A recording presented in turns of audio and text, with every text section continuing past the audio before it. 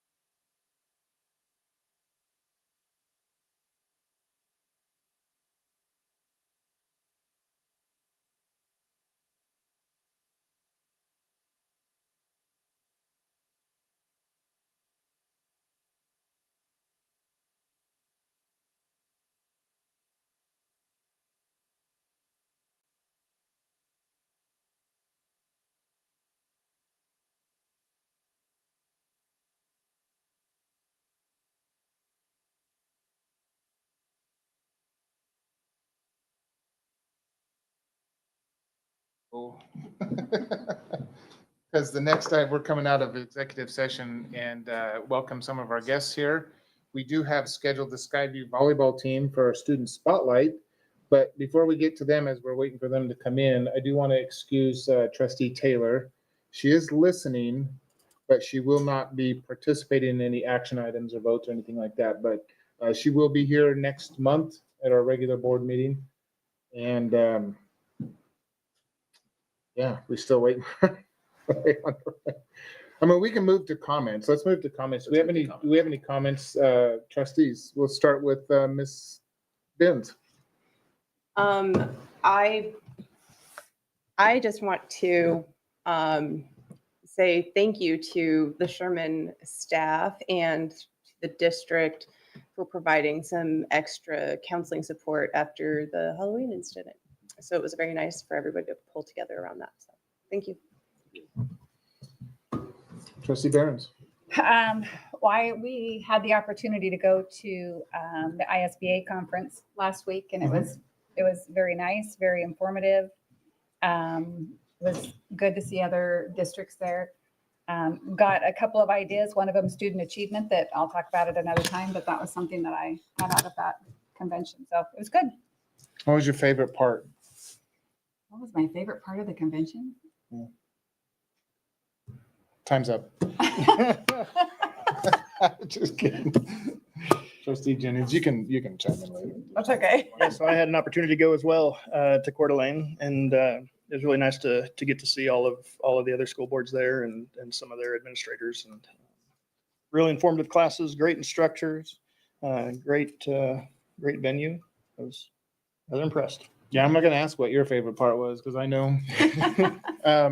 Yeah, and I had an opportunity to go up there. And I was up there for a couple of reasons, but go to the convention. You know, I always find it interesting going to the convention because you see so many different. All we see here is just the Nampa School Board and what we do, but you see so many different sizes of school districts. That's what's always fascinating to me when you see school districts that have 100, 200 total students in their school district.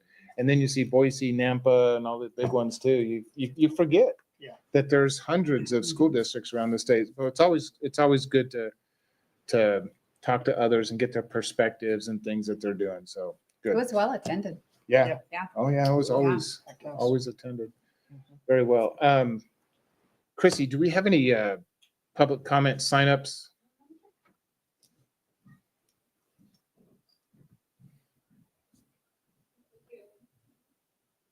No, not at this time. Okay. Typically, we always have an opportunity for the public to sign up, and they can come up and talk about anything they want, as long as it typically applies to school and education here in the Nampa School District. But if there's anyone in the audience that wants to use their 3 minutes and take the podium and talk about anything they would like to talk about in education, now is your chance. Seeing none? We just want to make sure we give that opportunity. Okay, we're going to backtrack a little bit now that we got the volleyball team here. We're going to give you an opportunity. We wanted to take I'll just turn it over to you. You can just take it from here. I just think it's awesome what they've done. Chair Kirkman, trustees, Superintendent Russell. I'm only going to take a minute too because you're not here to see me, but just real quickly as a principal of Skyview High School, I want to introduce our 2025 6A volleyball state champions, So incredible. led by Kevin Murphy. So he'll come up and the kids. So here they are. Yeah, that's so cool.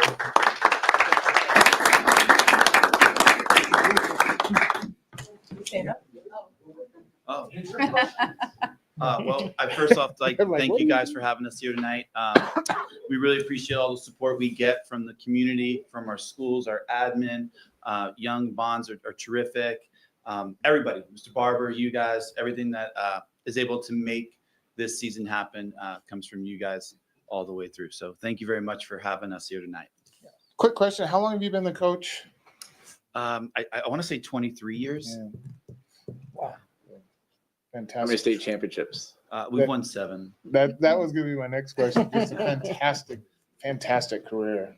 Very fortunate to have a lot of really good kids that are really in love with the sport, put a lot of time in outside of our own season to get better, and weight room, everything you can imagine. These kids sacrifice a lot to be the players they are. I imagine so. But still, 23 years as a coach, you're doing something right there, coach. You're doing something got good right. Because players. you're churning out those championships. Well, thank you. Well, yeah, these players behind you, I'd like to ask a couple of questions of them, if you don't mind. Trustees, All right. someone Hi. step up. You gotta introduce yourself, your name, rank, and serial number. Like, what grade are you? I'm Elizabeth Bauer. I'm a junior libero at Skyview. I'm committed to go to Louisville. And Committed to Louisville Yep. as a junior? yes, sir. Wow, that's cool. Anyone else want to go? I'm guessing a volleyball scholarship. Yes, sir. Yep. You know, Right on. I'm excited to go to Kentucky. So Very cool. That's cool. How many of the girls are seniors? That's a coach's we concern. have Yeah. is it six seniors. 6 seniors on the team. Yeah. Oh, so Well, there's the another pub, championship next year then, huh? Yeah. Like, thank you. Yes. Very cool. So I had the pleasure of attending that championship match, and it was, I was on pins and needles. But it was fantastic. You guys gave it your all. You left it on the court. Yeah. It was a lot of fun. Yeah. So you should be real proud. I was watching the scores on my phone as I was driving home, and it was just, you gotta be kidding me. They're going all the way down. Oh, it was crazy. It was crazy. Yeah. It's awesome. I honestly think in all my years, it's some of the best high school volleyball ever played. And Yeah. from everything good. I've been around, it was a really high level quality played match. And everybody's talking about volleyball. Everybody's talking about volleyball. I mean, it's just, it really, you coach a little bit, but you guys have really raised the bar on volleyball where people, it's not just football and basketball now. People are seriously talking about volleyball all the time. I hear it all the time. It's great. Anyone else want to step up to the mic? Or I'll call on somebody. And I only know one other person in the crowd, so. So she better come up on her own. Okay, I'm Lila McClure, and I'm a junior setter. I'm committed to Utah Valley University. So Wow. Nice. Who else has scholarships? right back here. All right, we know who's next then. Oh, yeah, I know I'm Joel, too. Joel Deathridge, and I'm a junior middle blocker, and I'm committed to Grand Canyon University. Great. They commit this early? Seniors and both of them are committed to play too. Wow. Well, congratulations. How did you feel after winning the championship? What was it like, that moment when you knew that it was yours?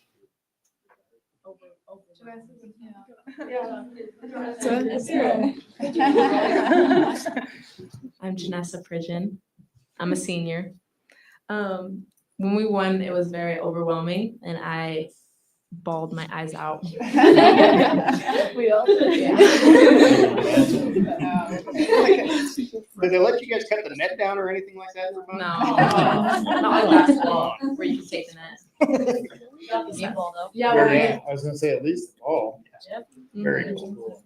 Well, There's the band. yeah, One of kind That's of a great picture. that's just, it's amazing. And 6A too. I mean, you were playing, who was your toughest competitor? probably Madison Madison? Really? for They- in-state. Yeah. Mhm. Trustees, any other questions? Girls, thank you so much for taking some time and coming down here. I think it's always great when we can recognize the extra efforts that our students do in the district and taking home the state title, 6A state title in volleyball. You've done so much for the sport. It's amazing. I think it's just amazing. So congratulations to you and all of you that are moving on and to senior years or beyond senior years. It's going to be exciting to see the team next year, Coach, see what's going to happen. I'll be watching. Very cool. Anything else? All right, well, congratulations. You don't have to say it.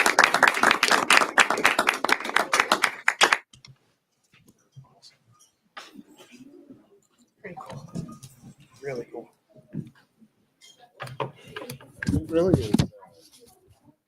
It really is interesting how much volleyball is in the conversation nowadays. I mean, it's just like mainstream sport now.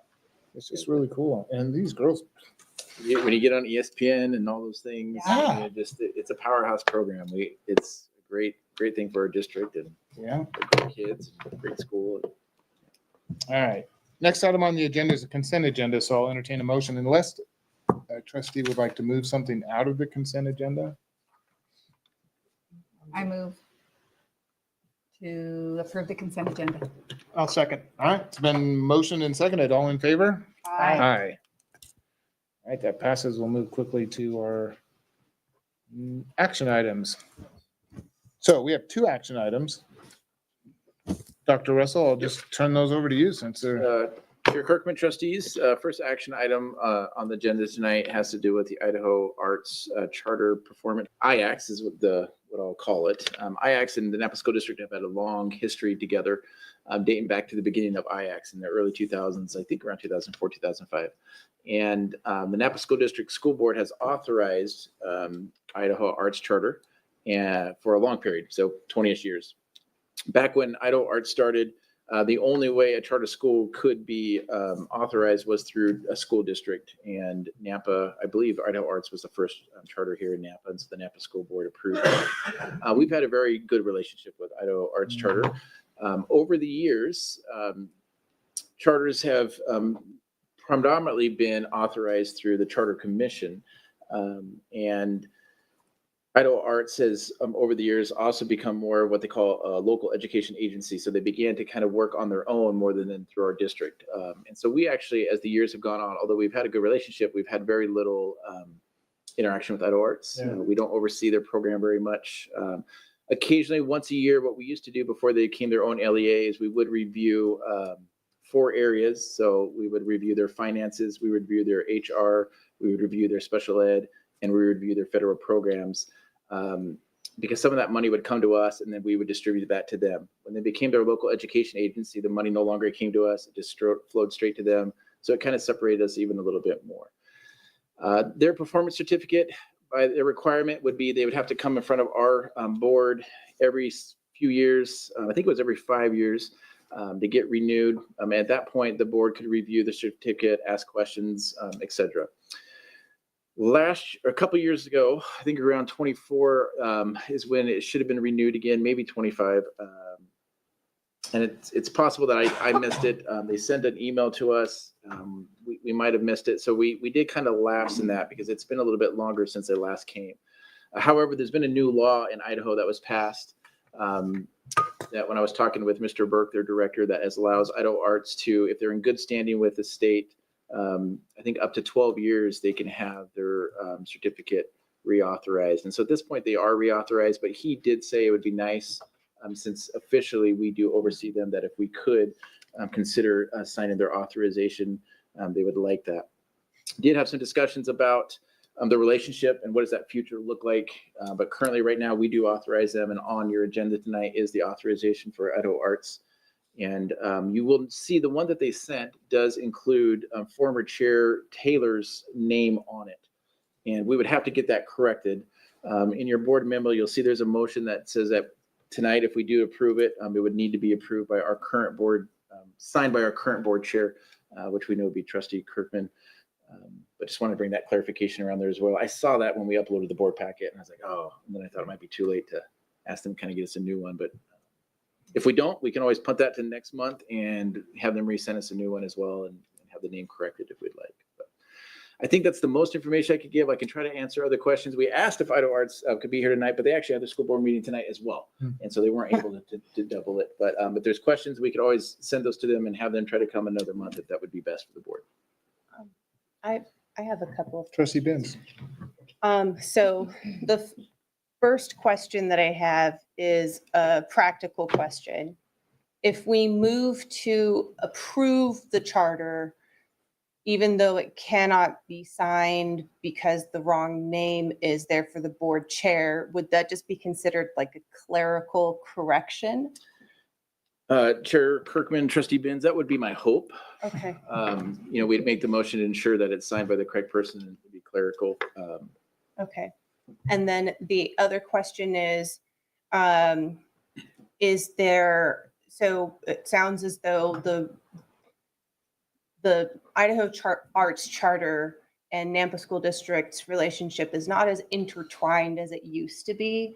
Is there a process for separating them, for them becoming their own independent entity, no longer requiring authorization from the Nampa School Board? And what would that look like?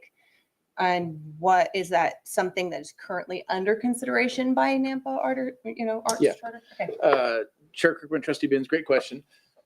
So there is a process that Idaho Arts could consider, which would be go through the Idaho Charter Commission.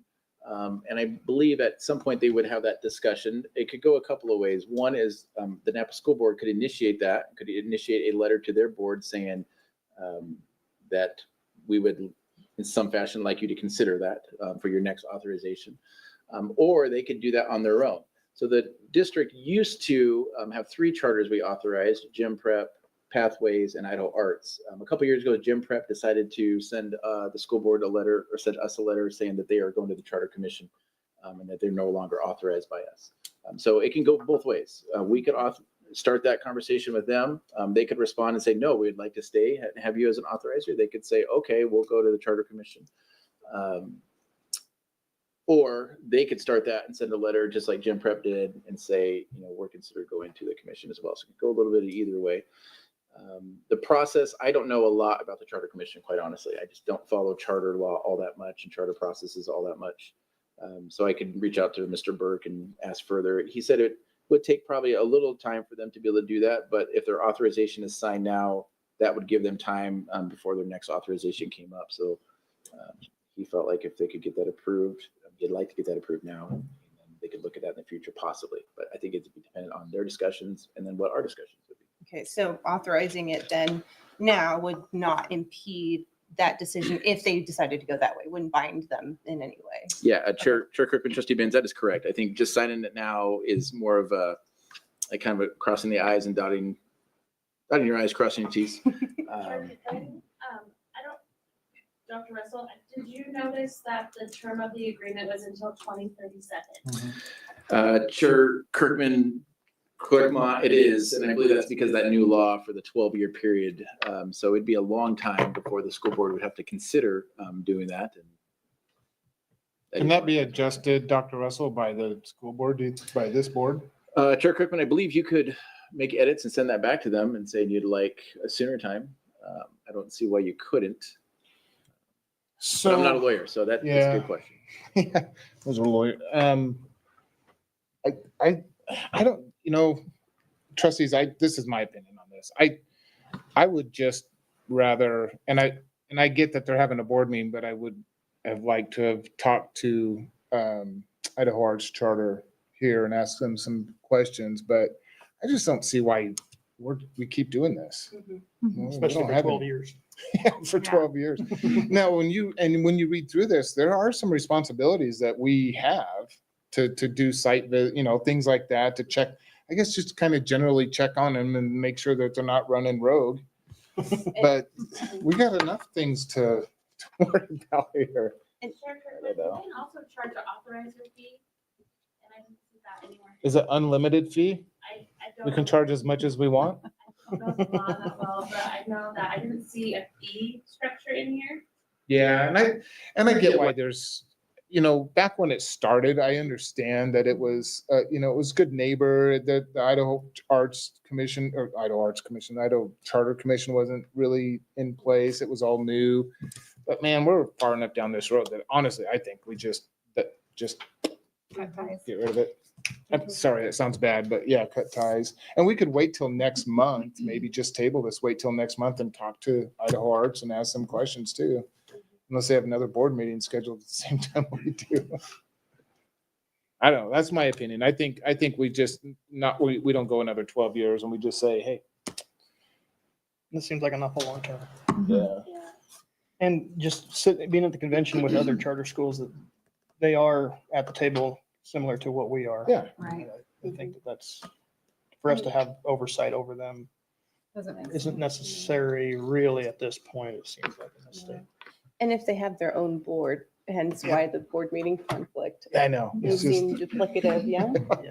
I always think of legalities, like what would happen at Idaho Charts, one that we authorized. I mean, what are we on the hook for? Yeah. I don't know. I'm not Yeah. an attorney, but my mind always goes there. Chair Kirkman, we've had some letters that have came around some personnel issues that they've had, and they've included us, and we've have to send them, well, we really don't have any Yeah. oversight or any of that. We got to send them back. So I mean, there's a little bit that we receive. It's not very often that we get involved with that, but it is complicated because they see that the school board authorizes, and what does that truly mean? Yeah, no, they're operating as well as though they're their own anyways. So we could table this to next month and invite the Idaho Arts Charter superintendent, is that, or director? Director. Yeah, director and a couple other staff, and we could ask some questions at that time and then make the decision, or we can make a decision tonight. It's whatever this board would like to do. I'd like to hear from them. Okay, Yeah, I I think agree. that'd be good. all right. So I move that we table the discussion on the Idaho Arts Charter School Performance Certificate until next month, when we can have a representative from that school here to discuss it in more detail. So to the next regular board meeting? Yeah, next regular board meeting. Thank you. I'll second that. Okay, motion's been made and seconded. All in favor? Aye. Aye. All right. Dr. Russell, we'll jump right into the next item on. Chair Kirkman, trustees, next action item has to do some approval of some new course requests. I'm going to have Director Gomez come and share some information about those, and Bill, happy to answer any questions that you may have on that.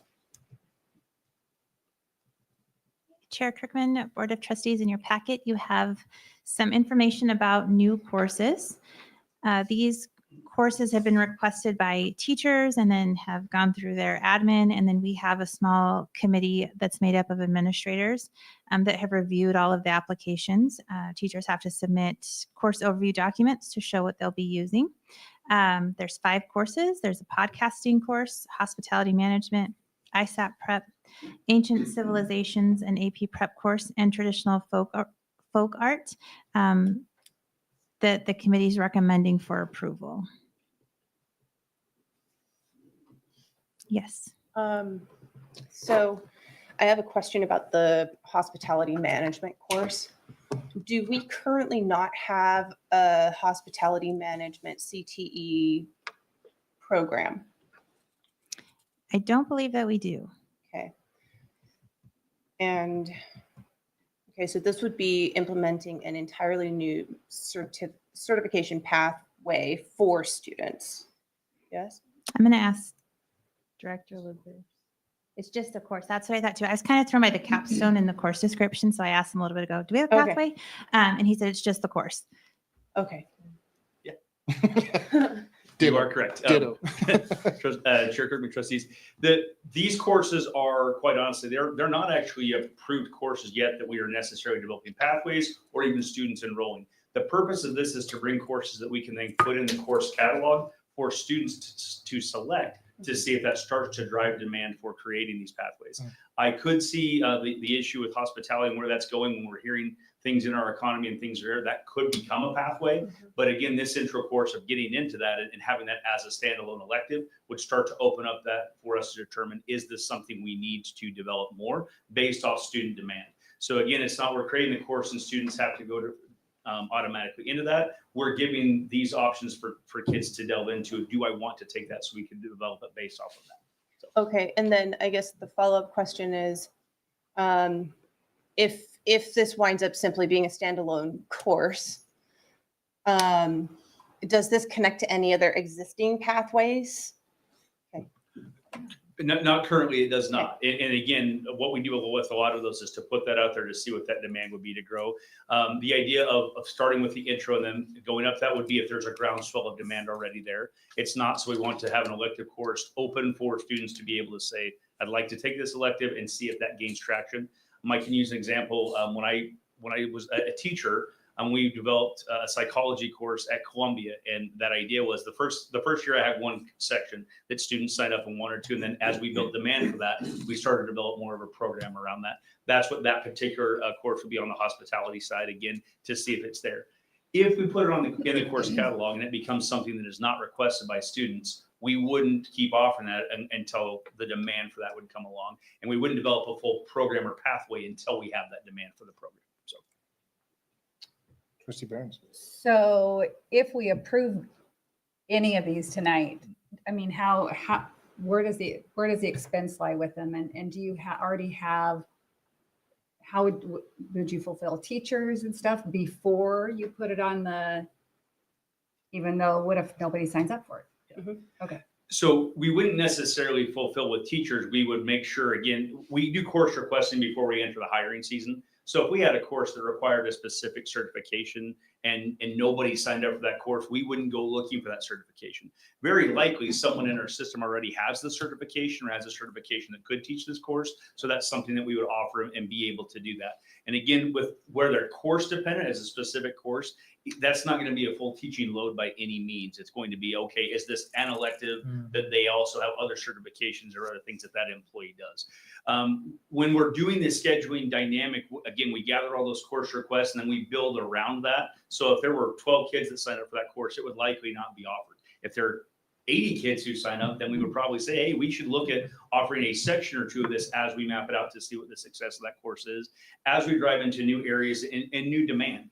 That's one of the dynamic things with our CTE courses we're seeing is there are other pathways that are coming along that weren't there 10 years ago. And there are pathways that we're really excited about 10 years ago that are no longer in demand.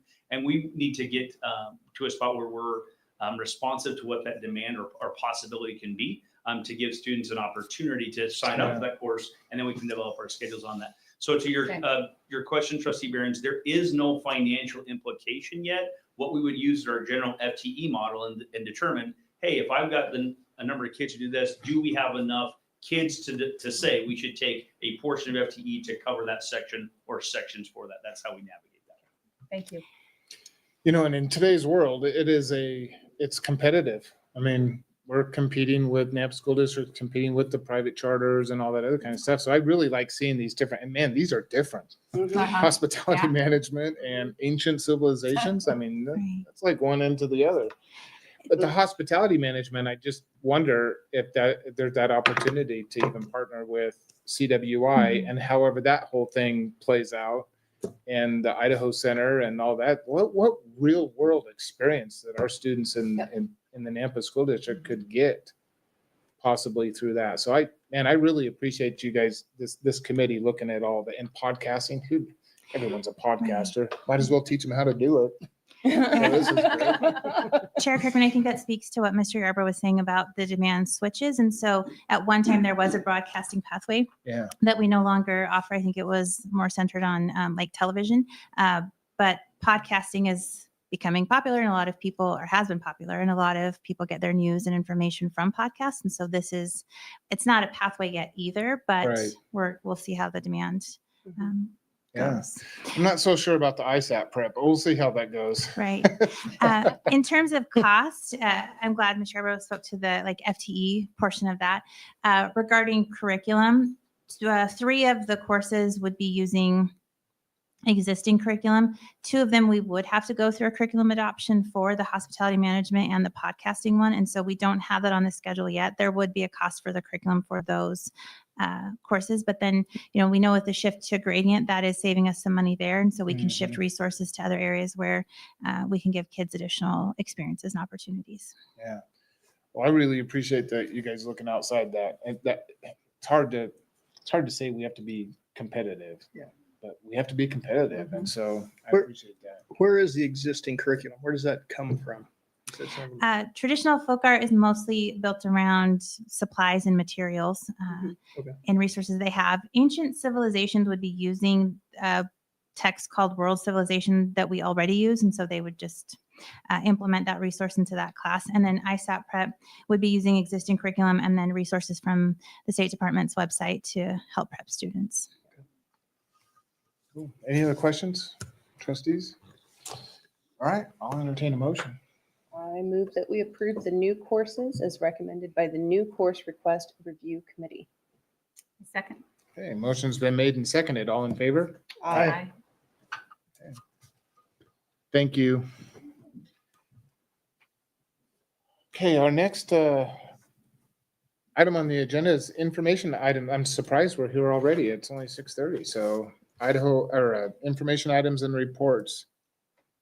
So Dr. Russell, you want to take these and we'll Sure. just run down the list and. Yeah, Chair Kirkman, trustees, first item, just wanted to share the election results from our November 4th election. So in Zone 3, Trustee Behrens was reelected. Congratulations.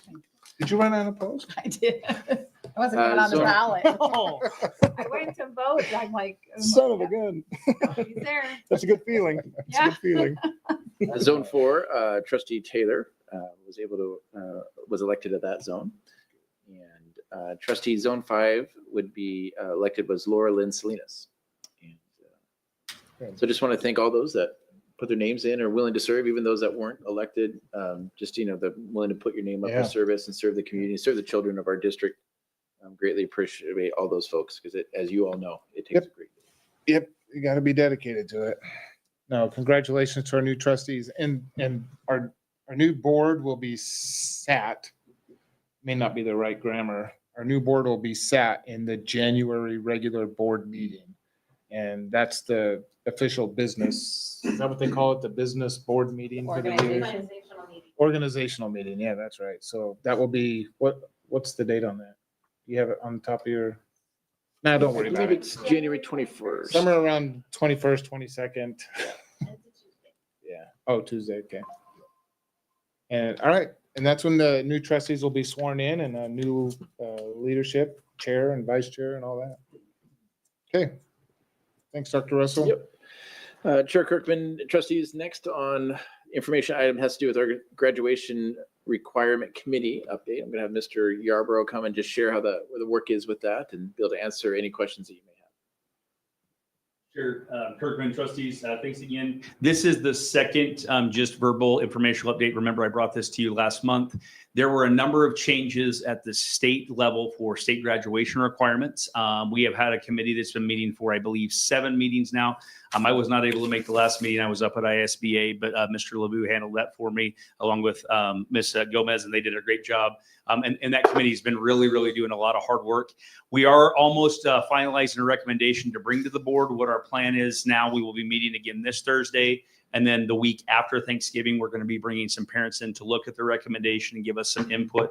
Again, as I mentioned last time, we didn't want to bring parents in with some of the things that were just directed by the state, but we want to get some feedback, particularly on number of courses that we're going to ask for our graduation requirements to meet. When I say number of courses, how those fall down into number of electives and maybe a couple changes on number of requirements in core content. We are getting close to that. Again, we'll have that for you. I do want to give the board a little bit of notice. Our normal timeline to get recommendations, things to you, we'd like to get those to you earlier. Based off our timeline of when we're meeting, we might be meeting later that week. So I will follow up with all the communication with Kirk Lamont and with you, but we might get the recommendation to you just a little bit later. I would like to remind you again, though, that many of these are state requirements. We're just incorporating how we will do those and want to have that for board consideration. Again, the committee's done a lot of great work. We've got a lot of really intelligent folks having some good conversations around that. And I think we're going to land on a really good spot for our students to raise the level of access to some of the electives and things that we have, and also still support them in their learning while meeting state requirements and adjusting our number of credits kind of along with our schedule as well. So there will be some balancing there, but we'll be bringing that to you in December, hopefully for action on that night. And then we can tier that in. One last reminder as well, it will be a tiered process over time. A lot of these requirements are for the class of 2028. So there will be kind of a tiered impact of how we add on some of the courses or some of the things that happen and how we navigate the next 2 graduating classes, the class of 26 and class of 27. And we'll have some guidance for you when we produce that recommendation. So any questions? Any questions, trustees? Thank you. My goal is that it's not out of the blue when we come to you next month. So I think we'll be on the radar. So thank you. All right, thank you. Early literature plan. Yeah, Chair Kirkman, trustees, next item on our information has to do with our literature plan. This was originally part of the continuous improvement plan that the board approved, a couple months ago. The state pulled this out, but we thought it'd be important just to kind of update the board where we are with our literature and what we do around our literature instruction in our schools. So we have our guest today is going to share. Tammy's kind enough to come and tell us a little bit about that plan and present what it is. We're also going to talk a little bit around the new test requirement from the state with Amira, which is our new Idaho Reading Indicator test, and give you an update about how that's going and allow you to ask any questions we may have around that. I know there was a comment around Trustee Barron's around student achievement. And so this might be something that the board may be interested in as you learn a little bit more about our literacy and what instruction that we do in that. So turn it over to Ms. Sullivan and kind of go from there. All right, thank you. Chair Kirkman and trustees, like Dr. Russell said, I'm Tammy Steffen, and I have the honor of working with our kindergarten through 5th grade as our district instructional specialist. So literacy is my passion, so I'm happy to be here tonight to talk to you about literacy. So as Dr. Russell said, we are required to have a literacy intervention plan every year, and it needs to align with the Idaho Comprehensive Literacy Plan. And so in your board packet, you did receive our plan that we are bringing forth to you. That plan outlines the development of literacy. So literacy is a complex task that our students undertake. So we look at language comprehension skills, so background knowledge, vocabulary, language structures, verbal reasoning, and then we also look at word recognition. So phonics, phonological awareness, all of those things have to come together for us to be fluent readers and to comprehend. So in the comprehensive plan, there are stakeholders that are outlined.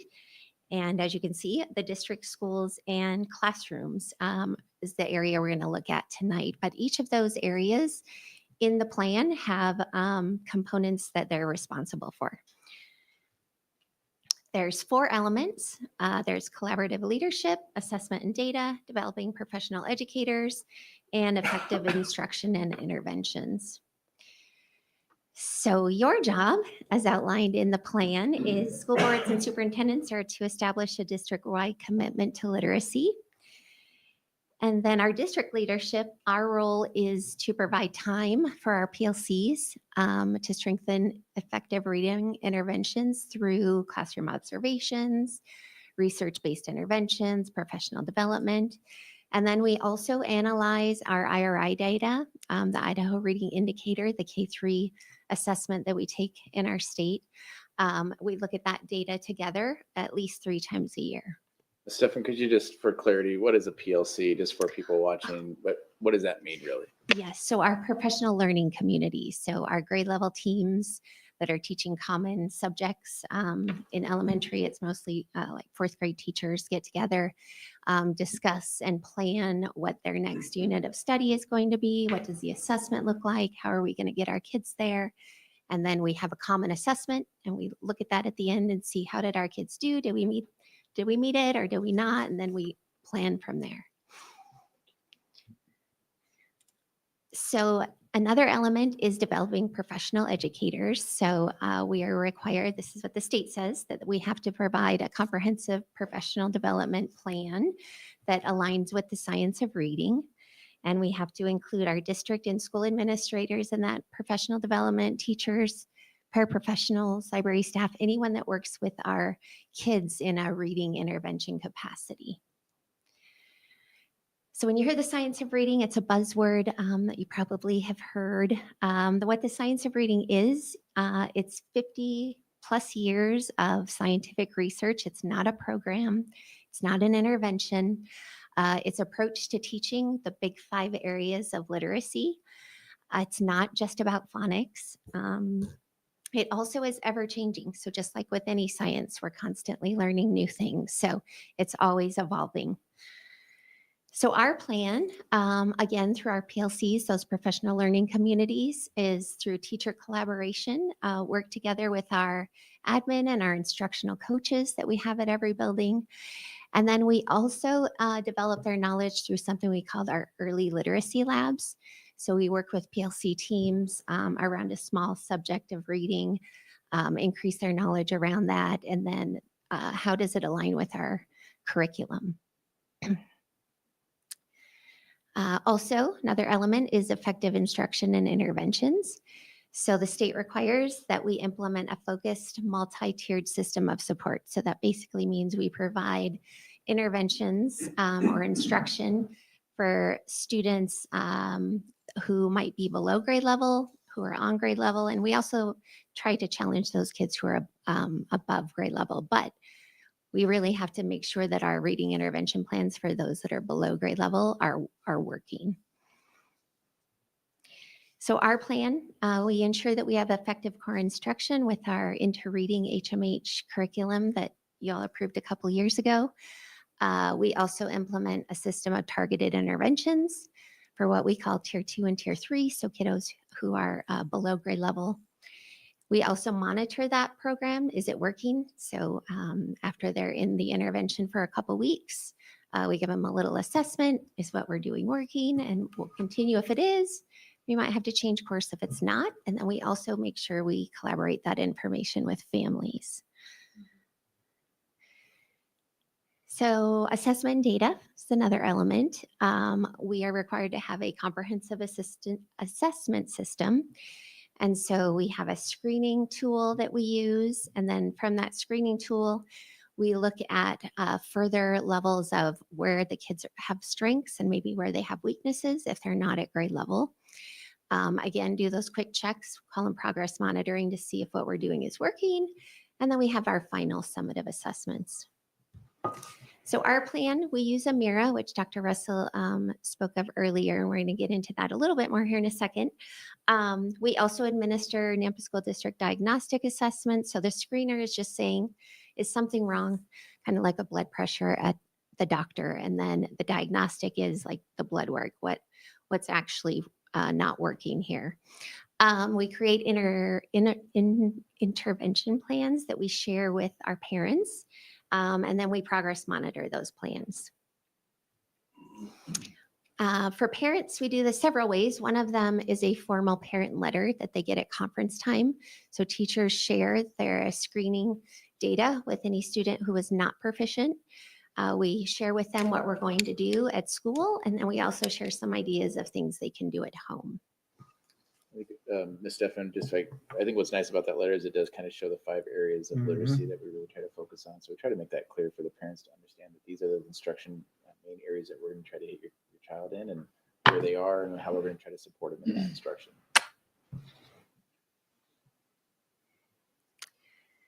So our Idaho Reading Indicator data from 24-25, you can see we outgrew the state in every grade level. So we're very excited with those results.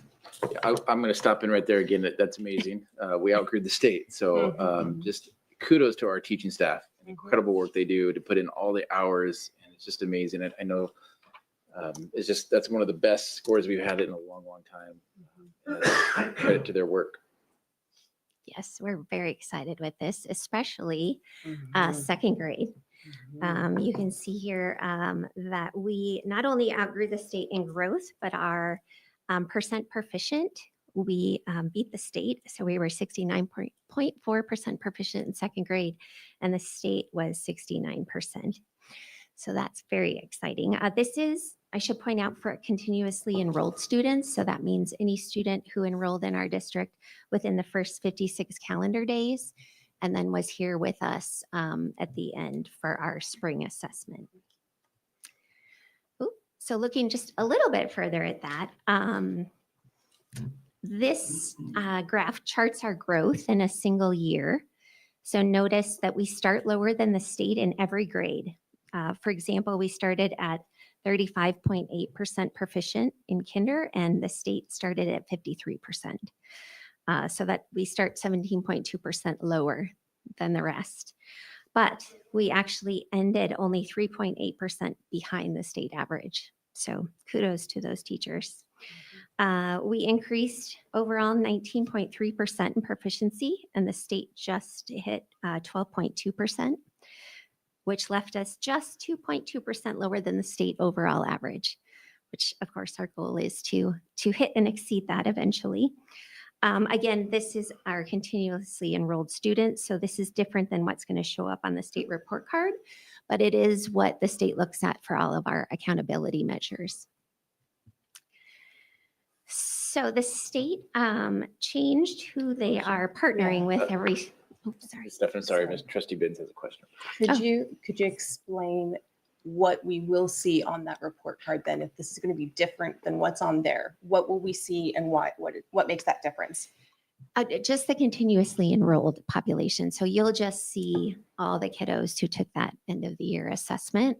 And also some of our students who possibly took it, our EL students that actually don't need to take it, some of them. So it's not clean data, or it's not kids that we had the opportunity to instruct for multiple months.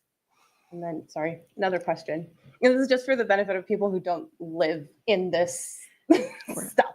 Yes. So why is it say, so this is what we're evaluated off of for like our certification purposes.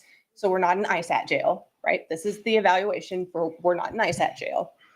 But so why is the report card different? What is the purpose of the report card that we get from the state? I'm going to refer to Dr. Russell on that one. So Trustee Benz, if you could clarify kind of what question are you asking here? So this is the stuff that goes to the state that we're used for our evaluation, but the report card that is published by the state is what goes to the public, correct? And the report card for our school is going to have different metrics, or for our district, it's going to have different metrics than what we're actually judged. Or different results. Is Yeah, it different results or different metrics? Different metrics. It's a different population that we're using to measure both of them. So it's everybody and their dog on the one that's published to the public that shows whether or not we're And this is continuously enrolled. correct. So these are the kids that we actually touch. These are the kids we actually have enough time to So aren't work these with. better, for those who don't live in this all the time, isn't this Yeah, better? yeah. But Isn't this this is what not- we want the Department of Education to report out? But this is also But they what don't. we would want the public to know, Yeah, in my exactly. opinion. Exactly. Well, that's what I'm But- saying. Yeah, I think Chair Kirk, Trustee Benz, what you pointed out sometimes is the confusingness of what school data is. A graduation requirement's a great one as well. When you see graduation requirement, they only look at it a very specific way. We do that, not just 2 crosses or not the 6-year. So the data sometimes that you see that's published publicly and what actually happens in the district, there is some disconnect sometimes with it. And it's the reality of what we got to report and what is reported out on. Yeah. Unfortunately. But we can report these out on our website. Can't we? Yeah, and Trustee Kirk, I think that's one of the reasons we wanted to share that was because of our IRI scores and how high they were last year. And it's the highest we had in our district, and the work that our staff did, and just really celebrate the work Certainly of those and the kids and the parents that supported them. And incredible what they did last year, particularly on the change of the 4-day. That was our first year in the 4-day, and we wondered about our achievement, what would happen on that achievement, and we increased. That is. Thank you so much for bringing this. I know you're not done yet, but it's just because that really does hit, because that's one thing that we talked a lot about going to a 4-day week is what will that look like? And these numbers are just, they're incredible. So I'd splash them all over our website, make sure people see that they see that there is success and that these scores are going up and it's working. So anyways, I'm sorry, go ahead. No, thank you. I get excited about all the good numbers. So we are very excited about those results. We are a little unsure of what they're going to look like this year because the state partnered with a different platform. So every few years they have to review, and they picked a new platform. So the test basically has changed. It's still testing literacy, but Amira is our new assessment. And so it is different from the traditional iStation or tests that we took in previous years, in that Amira is primarily voice-based and AI-driven. And the ISIP was primarily click-based and ASR-driven, so automatic speech recognition, which I'm not a guru on those things, but I know the AI-driven using reading error detection. So it listens to the kids and it knows what typical errors they might make. So it's listening for that, where the old ISIP was listening for the correct answers and automatic speech recognition. So different assessment. The fall, We compared how we did with the state. So iStation last year, fall 2024, the state came in at 59% proficient and we were 50%. So this year, the state is at 54% and we're at 44%. So we're pretty close. State down 5%, we're down 6%.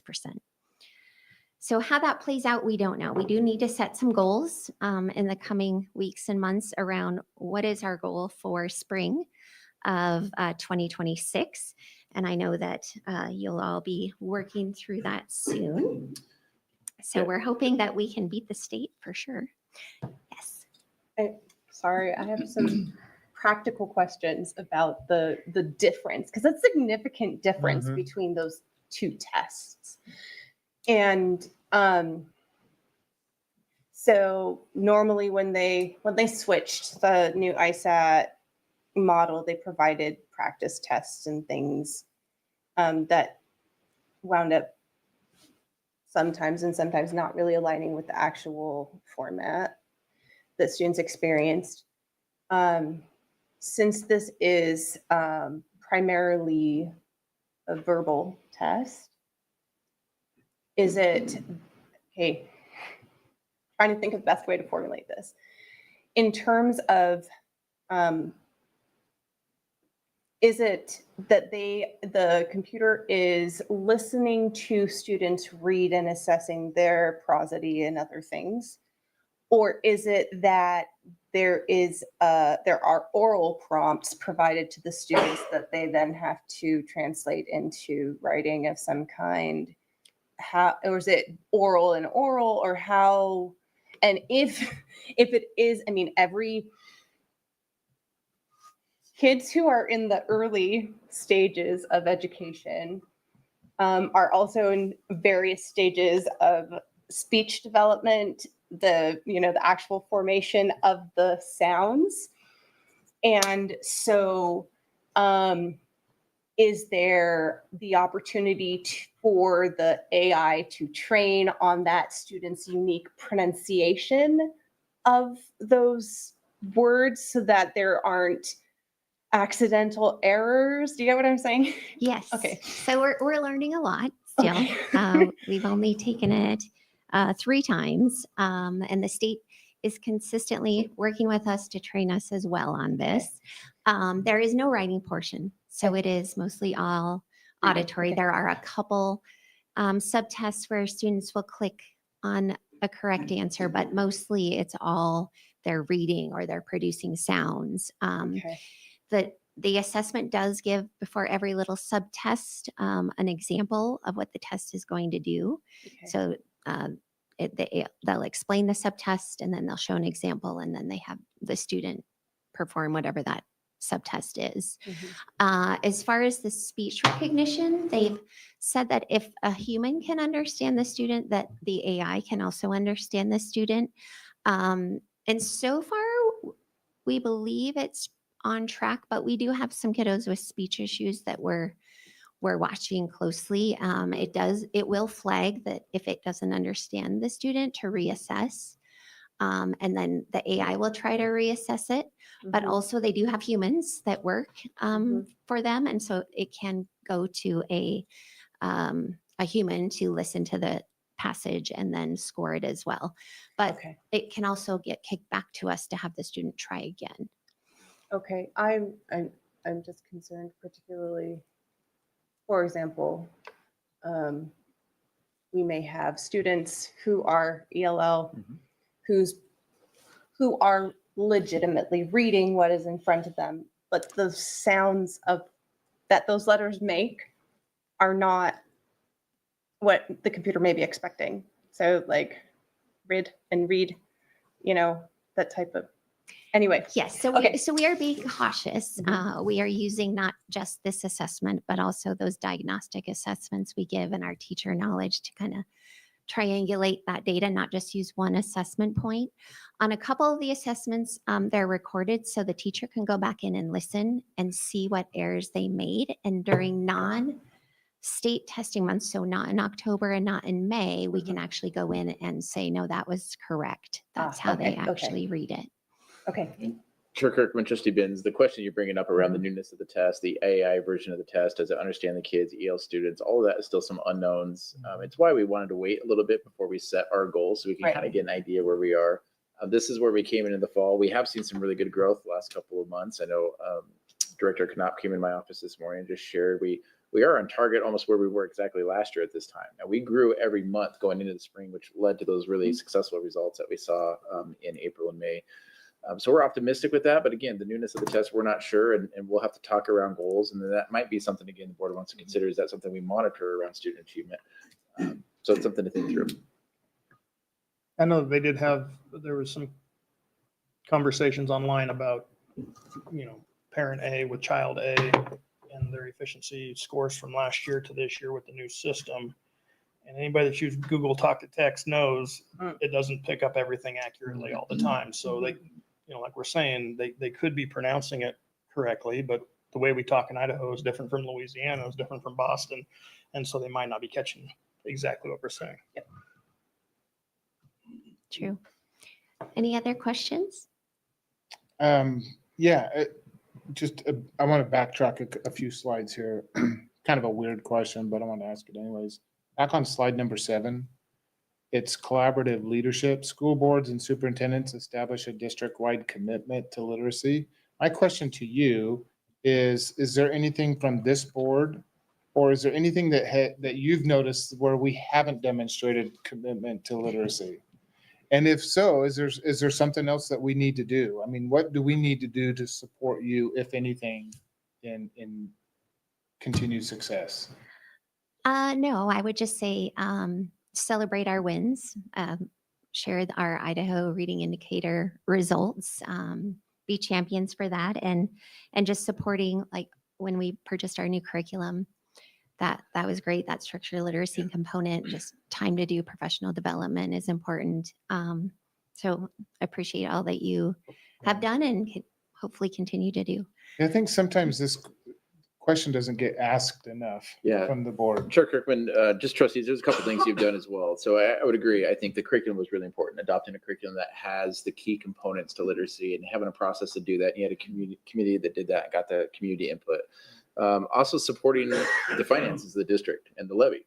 I mean, the levy is a huge part of what we do here because that provides us with the staffing to be able to provide those small groups and the smaller class sizes that makes an impact of the kids' learning. The other thing the board has really allowed us to do was provide more supports in the schools. You remember a couple of years ago, the behaviors that came, teachers were coming here and talking, we need more support. We need some more support. And what it's able to do is when we're able to get those behaviors under control, we're able to focus on the instruction. So I think this is kind of fruits of all those labors coming out a couple of years later is why we're able to see some improvement. So I think the board's done a really nice job of supporting the teachers and the staff with the things that they need to be able to get the results that we have. Good. It's good to hear that feedback. Yes. All right. Thank you very much. Any other questions? Comments? Well done. Thank you so much. Appreciate it. And all your efforts. It's great. Okay, Dr. Russell. Yeah, Chair Kirkman, trustees, coming up next, some updates. And we'll have our first one around our curriculum adoption update, and Director Gomez will share some information on that. And then we'll move into transportation update with Mr. Stauffer. Chair Kirkman, will I be out of order if I say something about the early not at literacy? all. Okay. Tammy's on my staff. She's fantastic. She was serving K-12 ELA last year, and we were, like Dr. Russell mentioned, able to add a position to support 6-12 ELA, which has been critical for our ELA implementation.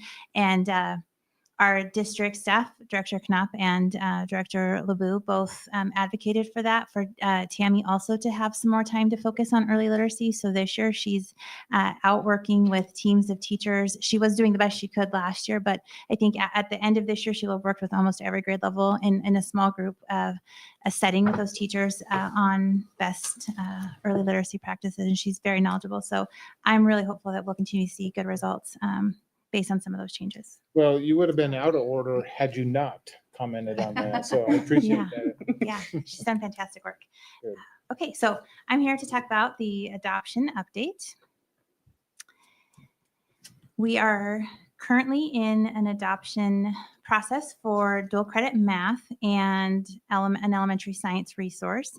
I had originally said that we'd be looking, in addition to the other courses, at an AP computer science curriculum. But after doing some digging and talking with that teacher, we learned that That teacher was paid by BSU to create the curriculum for that course, and it is dictated by the university. And our policy, we have a policy that states that when that happens, then we use that curriculum. And so he has said that if he were to retire, he would still make that curriculum accessible because he doesn't own it. He was paid to do it for the class. So there would be some continuity with that curriculum. So I just wanted to give an update that that's no longer a course we will be adopting for. So our committee has met a few times, and they have a list of curriculum suggestions, which will be on the next slide. They finalized their rubric. We did make an open house change for this one. That one will occur in December. They just needed some more time. On the next slide is our curriculum finalists. So as a reminder, we're looking at financial algebra. There's one in yellow because the committee members can add additional curriculum resources beyond the community survey. And so after doing some digging and looking at additional resources, they found another one. There had only been one proposed for that financial algebra course, so it'll be good to look at two for that one. We're also looking at pre-calculus. We have mathematic and Cengage texts for that. Calculus, we have mathematic and Cengage, and then statistics books also. Yes. I have a quick question.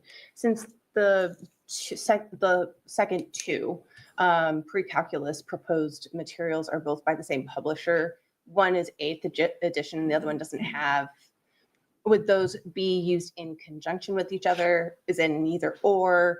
And if it's 8th edition, is there a 9th that we need to worry about?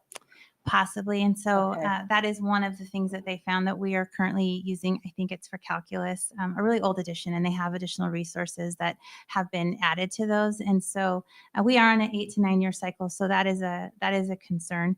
To your first question, Chair Kirkman, sorry, I forget sometimes, Trustee Benz, we want to make the best decision for our students. And so it is possible that we may look at a couple of resources. Like there's some on the committee that really like mathematic from what they've seen, and it could help complement the other one. Again, when we talk about the gradient and the flexibility that will allow us, we might be able to purchase two if we really feel like this course could use two. So they're going to look at them all and try to make the best decision. So that could happen. Okay. Well, I'm just wondering, I guess I didn't articulate, I don't know if I was clear.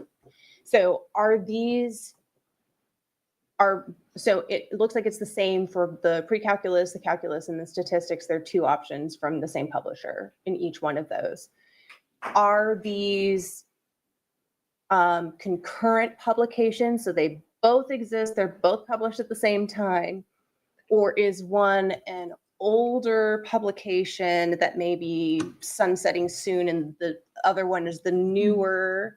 Or do these two resources complement each other since they're from the same publisher, or are they completely separate entities? Yeah, so right now we're really early in the process, and so I'm not sure on that. We do have publishers scheduled to come out, and so we will ask those questions. As of right now, I believe they're all different resources. Okay. And they're all contemporary, they're all up to, okay. Yes. Yeah, we'll buy the newest edition and we'll ask. I think that's a really great question. Is this about to, and they'll tell us too. Like this is phasing out, or we'll have it for a while. So those will be all questions that we ask when we meet with them. Thank you. Yes. So for elementary science, the committee met, they reviewed the list of suggested curriculum resources from our teacher community survey, and they began screening the resources. I turn in these documents a week ahead of time, and then they met the next day. So at the bottom, that's the finalists that were screened that we found out the day after I submitted. So our finalists are Generation Genius, Mystery Science, and Picture Perfect Science. And that open house is currently open right now. Some advertisements went out through Parent Square.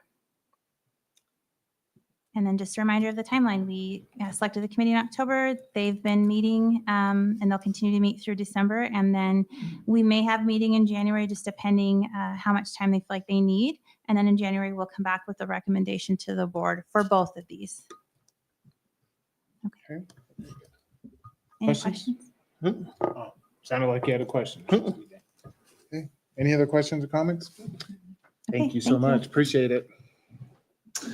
Chair Kirkman, trustees, next up is our transportation update, and then we'll just have Mr. Stoffer stay for the facilities update as well Okay, to help with efficiency. that makes sense. Chair Kirkman, Dr. Russell, thank you for that efficiency component. Getting up and down is sometimes too much fun. And More I'm efficient getting would be older. right at the beginning, right? Yeah.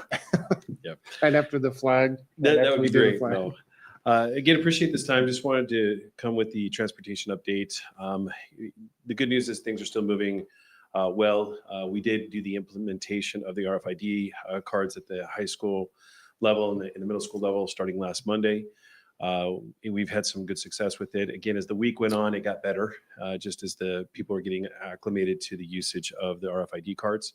So today we're in day 5 was today. So still in the infancies, but it is showing a really strong movement towards what we wanted to see.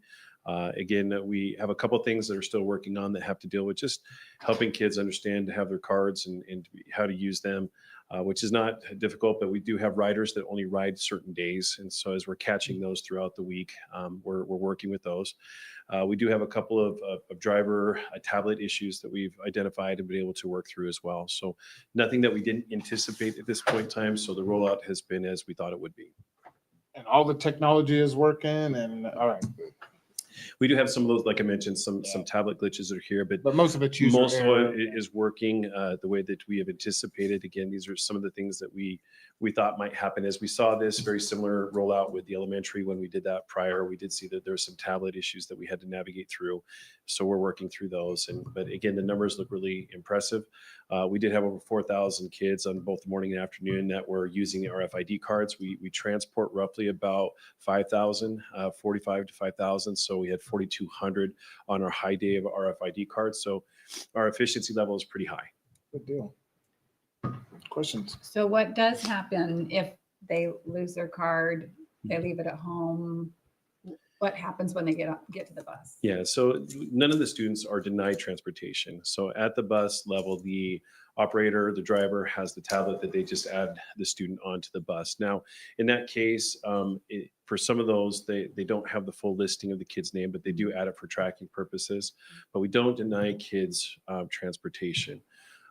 What it really does is it hones in on the parent app, the parent being able to see the students on the bus and where that bus is located. So that's part of those safety measures that we included and wanted to have a better accounting of where our kids were. So that's really what it does. But we do not deny kids access to the buses. We are definitely trying to help them. Now, to your question, if they lost, it's the same thing as if they would have lost their ID card prior. The process is exactly the same. It's just we're probably more aware of it because they have to use it at their bus. But if they use it for lunch, it's the same card. Everything is the same as they've been using it before. So their practices are definitely the same. We've just added one additional layer that they use it to get on their buses. Okay. Thank you. Anything else? 2 questions. Is there a larger expense with it being an RFID card in the event that they were to lose them as opposed to their old ID cards? Trustee Kirkman, Chair Kirkman and Trustee Jennings, the answer is it's the same price. It's $5 for replacement at the secondary level. Okay. And then do evening athletics use this same service so the parents can track the buses coming home from an area? Chair Kirkman and Trustee Jennings, the answer is no, they currently do not use it for that purpose. The coaches are responsible for having the list. We did talk about that the last board meeting. It's something that we could explore further in the future, but currently it's not how we have it designated to function. Would it be necessary or is it just superfluous at this point?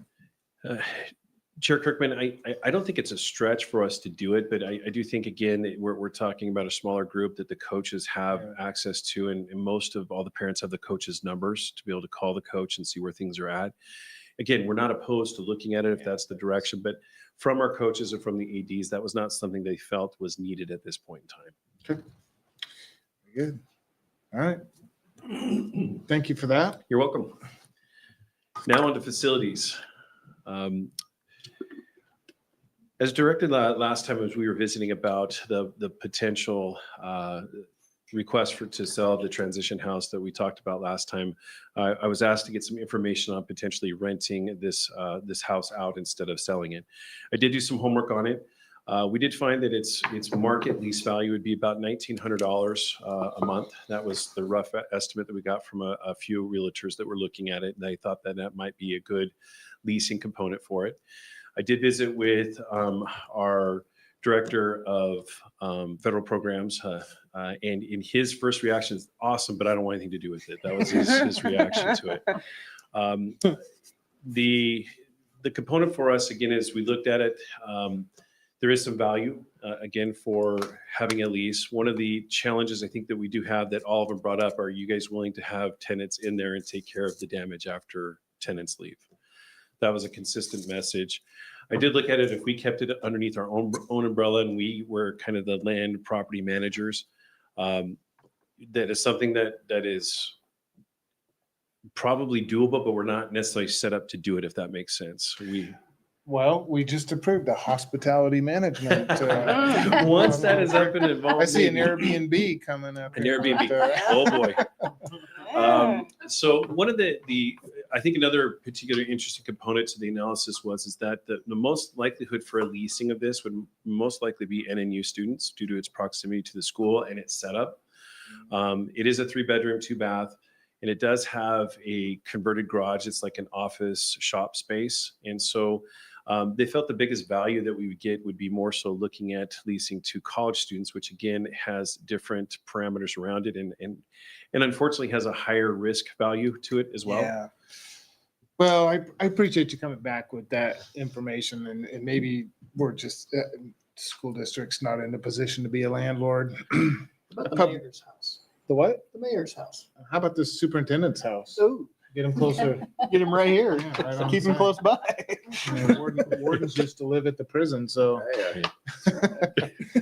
No, I think that, no, I appreciate the feedback, and I think just looking at the best option is going to be, whether it's to sell it or.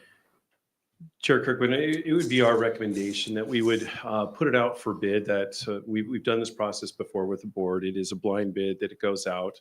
We would look at the results, bring that back to the board from that blind bid. Again, we know the minimum value for the bid has to be what the land is appraised for and the house is appraised for. So we do all that work. We bring it back, and the board would then have the option of accepting that, rejecting it, or having us, if none of the qualifying offers came in at what they need to be, then we could put it out on the open market. So there are a lot of options to the board still. This would be just a process to gain the true interest in it, and then we could probably make a better decision. So if it comes back that nobody does want it, and we still have an option to potentially look at a lease afterwards, if there's no takers or nobody is in the ballpark that we feel that it's valued at. Who's maintaining it right now? Right now, we are, mean- as far as the district, there's nobody in it. I know, but how does, is security, does somebody in security walk around it or keep an eye on it? Is it cleaned? Is it maintained, that like leaves off of out of the gutters, all that kind of stuff? Chair Kirkman, right now, currently our maintenance department still takes care of it. As far as the mowing and the upkeep of the exterior, that's always been on our grounds team. Okay. So they are still doing that. We do, currently, there's been some things that we've been doing it in preparation for it to be sold. So we do have staff in there fairly frequently looking at it and making sure that it's still taken care of. Again, it's one of those things that we would like to take off of our Rolodex if it is the best option for the district, but we'd like to explore it to make sure that that is indeed the best option for the district. So do you need some direction from us tonight, Greg, on Dr. Russell? Yeah. Chair Kirkman, trustees, I believe we'll probably come back with a more formal option and take a vote on whether that's something you want us to lease on. I think it was just kind of giving you more tonight, an update of some of the requests and kind of what information we have. And now that we know where the board might want to hear some more information on, we could bring that information and allow it to be a formal. Well, in my opinion, just personally, I think you look for the highest dollar that you can get. I mean, looking at the financial picture today, I think it's just best to get whatever we can, the highest dollar we can get for it. Anyways, and this is something we don't have to take the lowest bid on, huh? Chair Kirkwood, no, it doesn't require a vote, but it just for clarity's sakes, the intent is that we would, my understanding is that we would take this out and put it on the market. That's just my opinion. That's just what I think.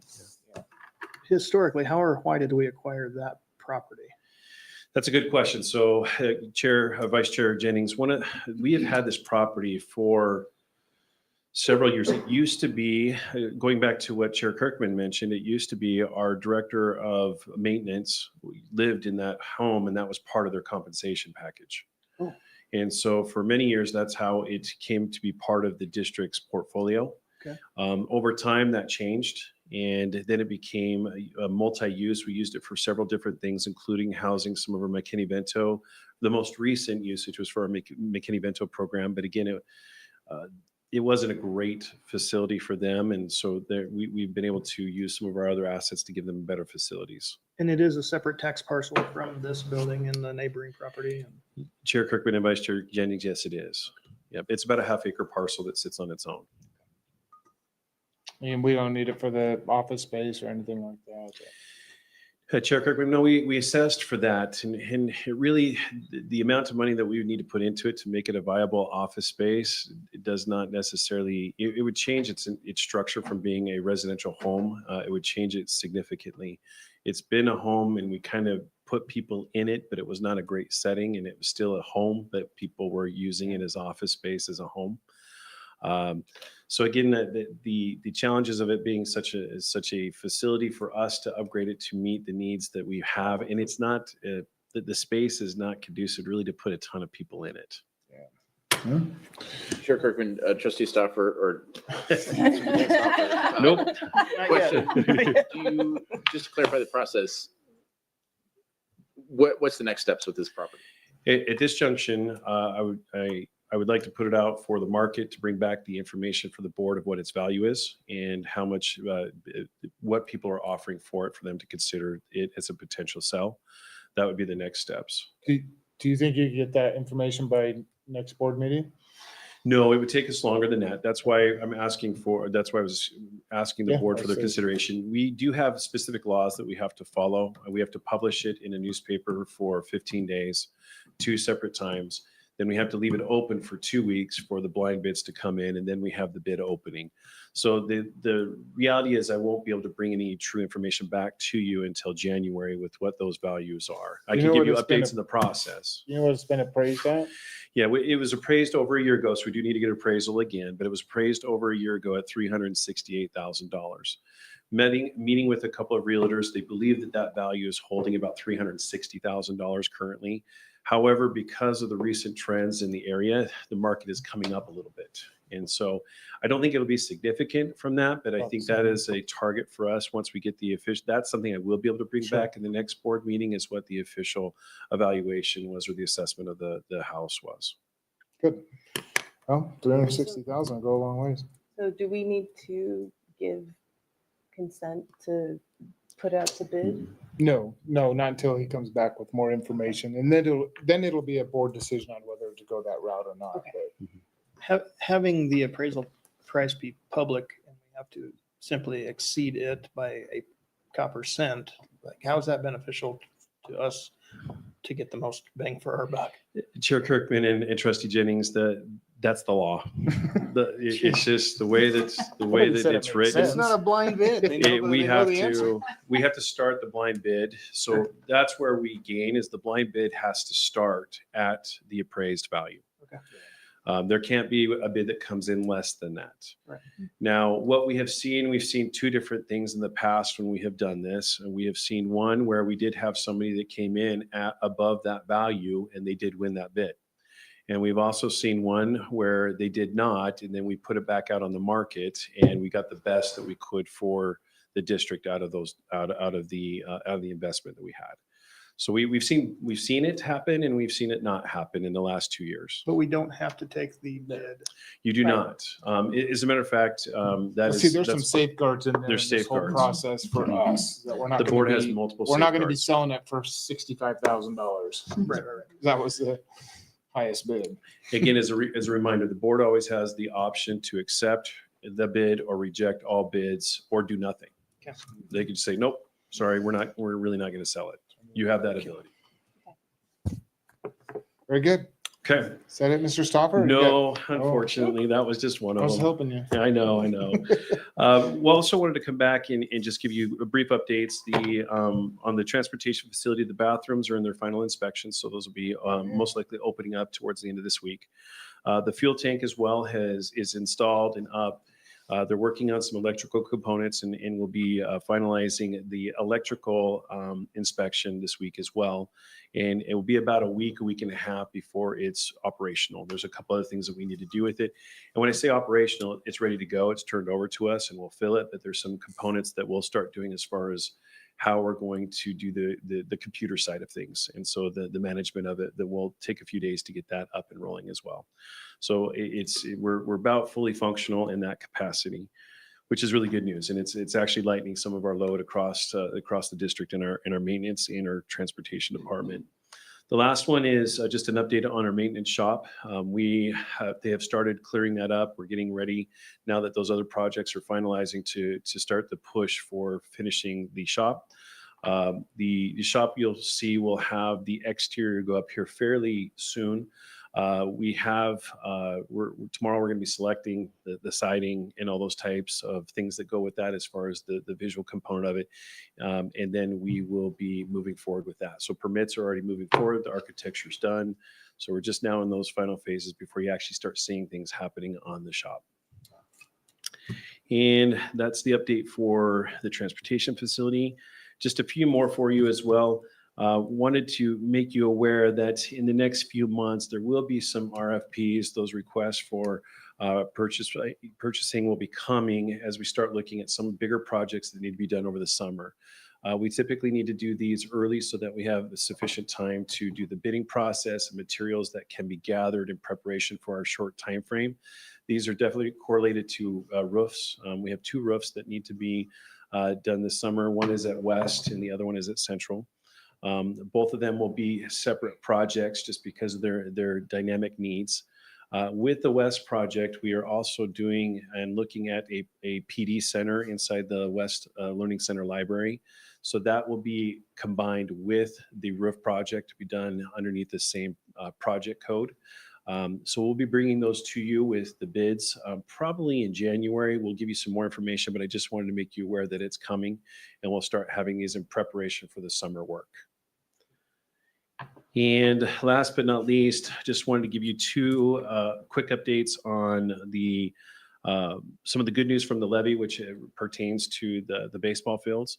We are moving forward, and I will have for you the next meeting. It came in after the window, but we have the contracts and the renderings for both Columbia and Skyview fields.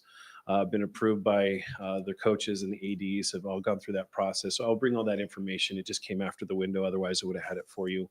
And I can send that also in an update with Dr. Russell and his Friday as well. But I'll bring it back so that we can have that in our next board meeting in December.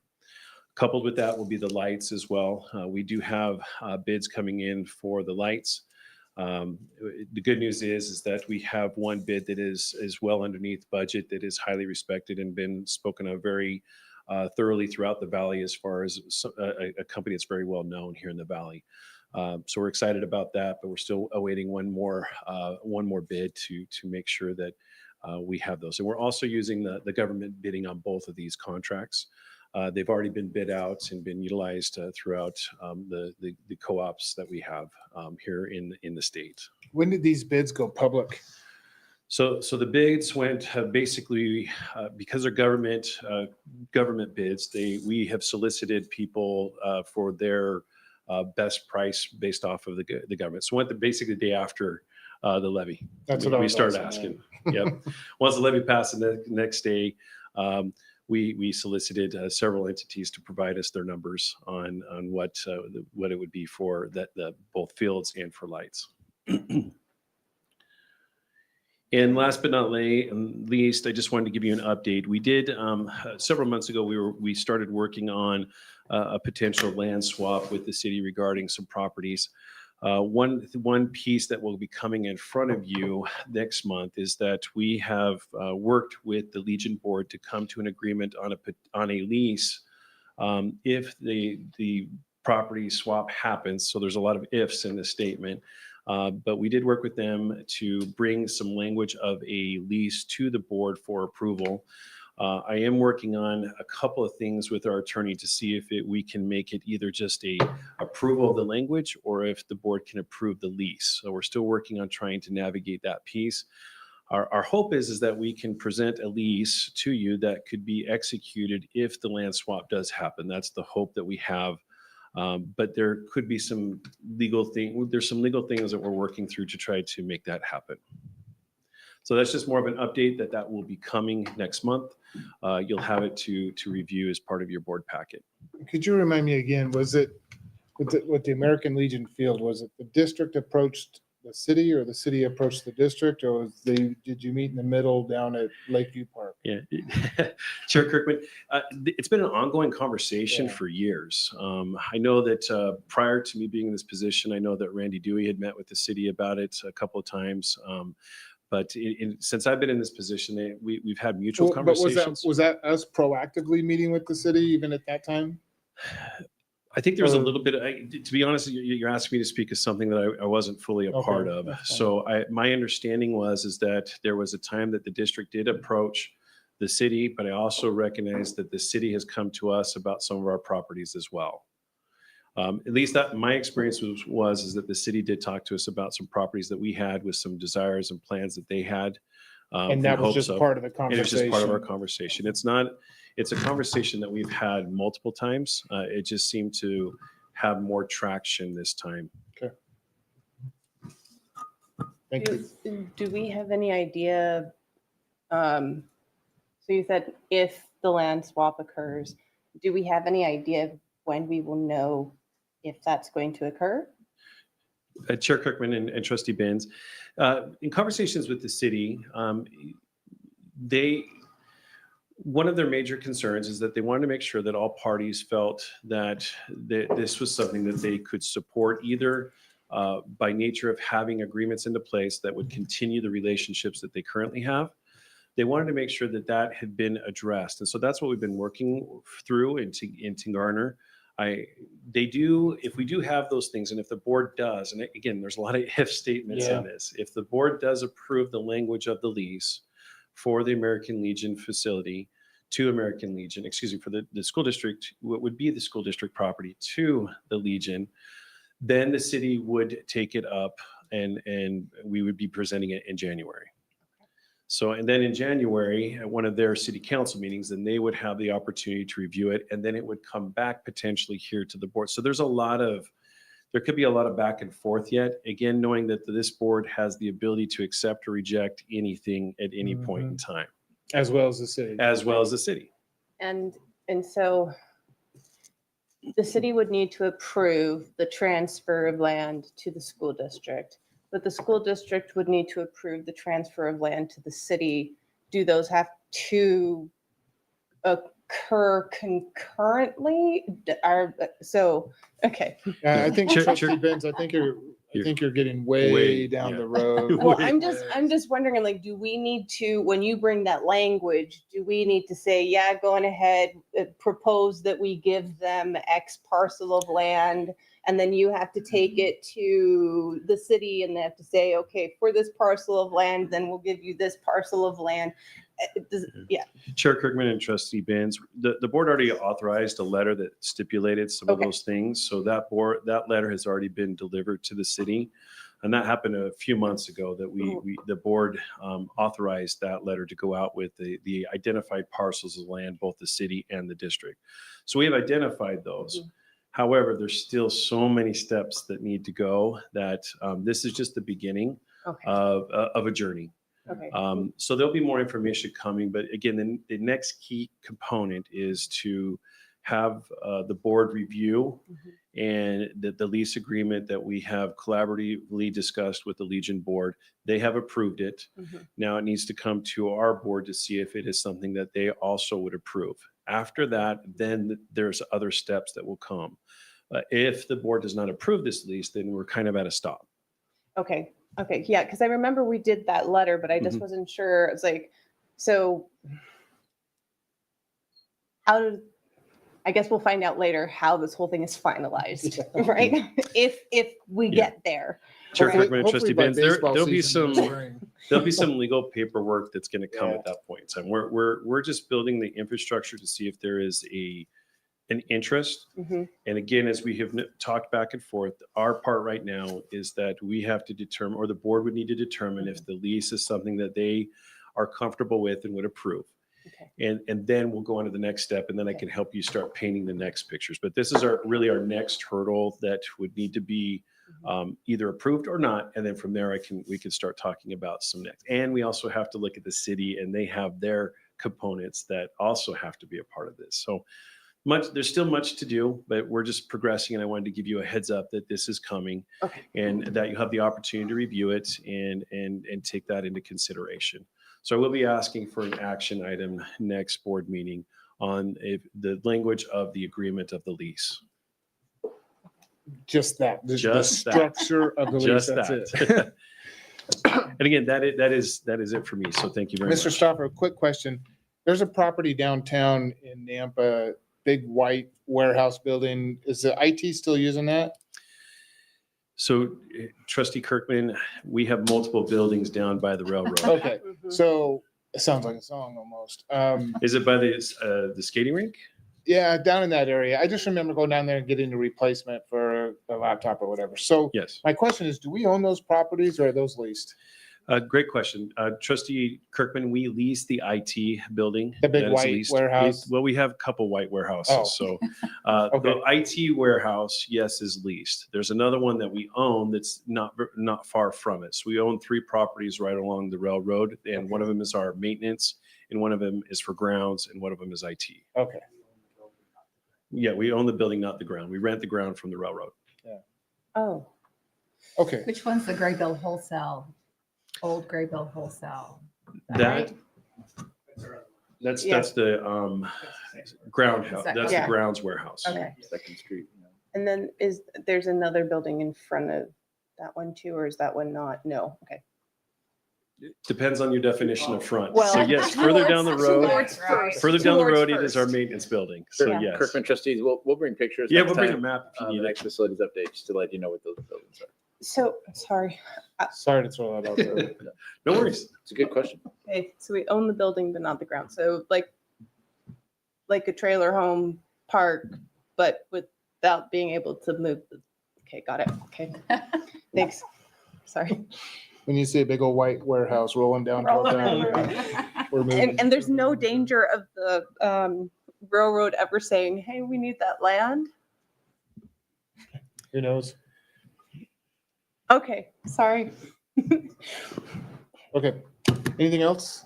You better go, Yeah. Mr. Stafford, before there's another question that I ask. Okay, Dr. Russell, Yep. enrollment? Chair Kirkman, just next item on the agenda information is just our monthly attendance enrollment report. If there's any questions on that, I'd be happy to answer those. If not, could move on to our facilities update. Any questions on enrollment attendance? I don't. We're pretty close to last year. Yep. Move on to our finance report with Mr. Dewey.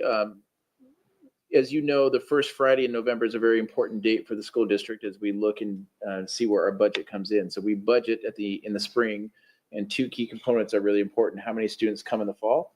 And then of those students, how many of those students attend school for the first 10 weeks of school? And that helps determine our staffing. We're right now in the process of determining that unit count amount.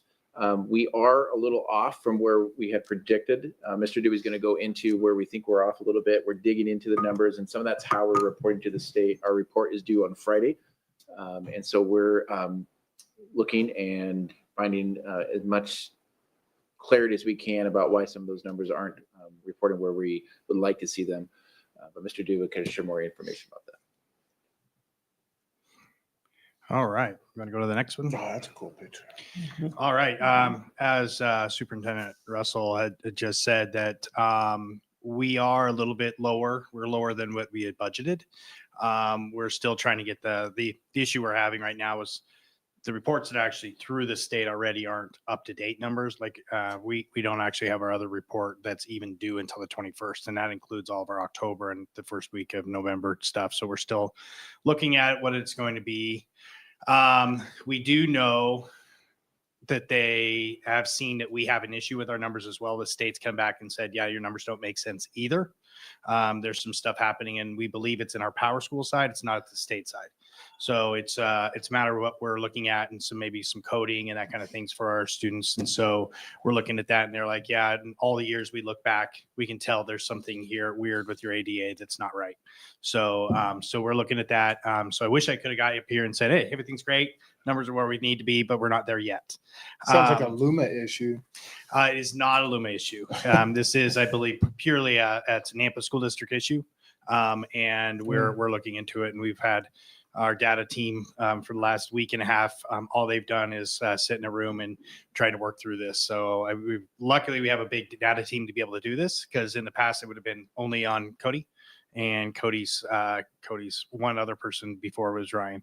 So I think we've got a lot of people on it, so we'll get there. So will we have some updates to this? Yeah, we definitely will have Yeah. some updates. That the issue we have, and I'll show it later on, but because we don't officially, we have to submit our data on Friday. I won't even be able to have access to those that when they go through the state until Monday or Tuesday the next week. So that because they've got to generate and all that kind of stuff. So we got to see exactly where we are. We're pretty confident because we have some data team that will actually can get that for, but there's a lot of things that they're finding, which the state said, hey, look here, look here, look here. We are finding that some of those things are off. We're like, oh, okay, that makes sense. And then we're kind of go from there. On my next slide, I'll actually explain kind of where we think we're off on some Yeah, things. so Chair, Trustees, I'll keep you updated and kind of the Friday update. And then as we have the next finance report, we'll definitely update you where we know there's a little bit more clarity. Mr. Dewey can kind of next slide, we'll probably go into some detail about where we think some of our reporting might be. Okay, good. A little off there. The good news is we were pretty close to what we thought we were going to have for a decline in enrollment. So we were hoping at the beginning of the year that we were going to have more than what we thought. And it's just, I think little by little, as things got cleaned up and as kids have already dropped, we're seeing we're about roughly around what we thought we'd be. And that's around like 250 kids decline, which again is a bad trend. We have our kindergartens coming in are a lot smaller than our senior class leaving, right? And so that's kind of the nature of our world, and the people coming in are not coming in with kids. So that's kind of where we're at. So the midterm reporting, like I said, is due on Friday, and our data team is working at it right now. If you want to go to the next one. So here's the areas that we're looking at. Our main ADA numbers, which is basically our schools themselves, not our alternatives or any of that kind of stuff. Those are about what we had anticipated. That decline we're seeing is about exactly, about 1 or 2 units different than what we were actually looking at. And even with that, we actually believe, and our data team believes, that they found a couple of those things that they're saying, hey, this looks weird. Oh, our high school's doing some weird stuff here, or our elementaries did this, or vice versa, one of those things. So they're cleaning that up, and I think we should actually be pretty good compared to what our budget is. Our main concern right now is our alternative units. And when we do on our alternative side of things, when we do look at budget, usually that's pretty safe to go, every year it's about the same. And so those are some of the things that actually have had a dramatic decline. And we think it's some different processes that they did this year that weren't aware that they was affecting numbers. And so we're going back and saying, hey, no, we got to go back to the old process. And we're trying to rework some stuff. And we think it's going to come out okay in the end, but we don't know. The hard part is our middle and high school summer completion schools. That data got overwritten as soon as we put it in. So it's a very manual process to go through the IC upload and update it. We can't just go back into a Power School upload. And so they're going to go back and do some stuff with which we know there's some problems with that, with the way we did attendance and that kind of stuff. And so if we can get that alternative side corrected, we'll basically be exactly where we had budgeted, which is right where I want to be. The average salary is a little bit below estimates, but that happens every year. We're just kind of guessing who's going to be here, who's not. But where we are financially on the other side, so revenue may be down, but our expenses are roughly pretty good. So we're in a spot where I think we're going to be okay in the salary side, as long as we can fix those errors in our midterm units. The hard part is if we can't get these figured out and fixed by December, then our January account comes out, and a lot of our special revenue is based on that midterm numbers. And then those numbers are based on basically finite amounts. So it's $5 million split amongst everybody, right? Or whatever across the state. Well, they basically say, okay, here's your numbers in January. We have the ability to go back 3 years and fix them, but our special revenue doesn't have that ability. So it's basically lost revenue if those numbers are low, if that makes sense.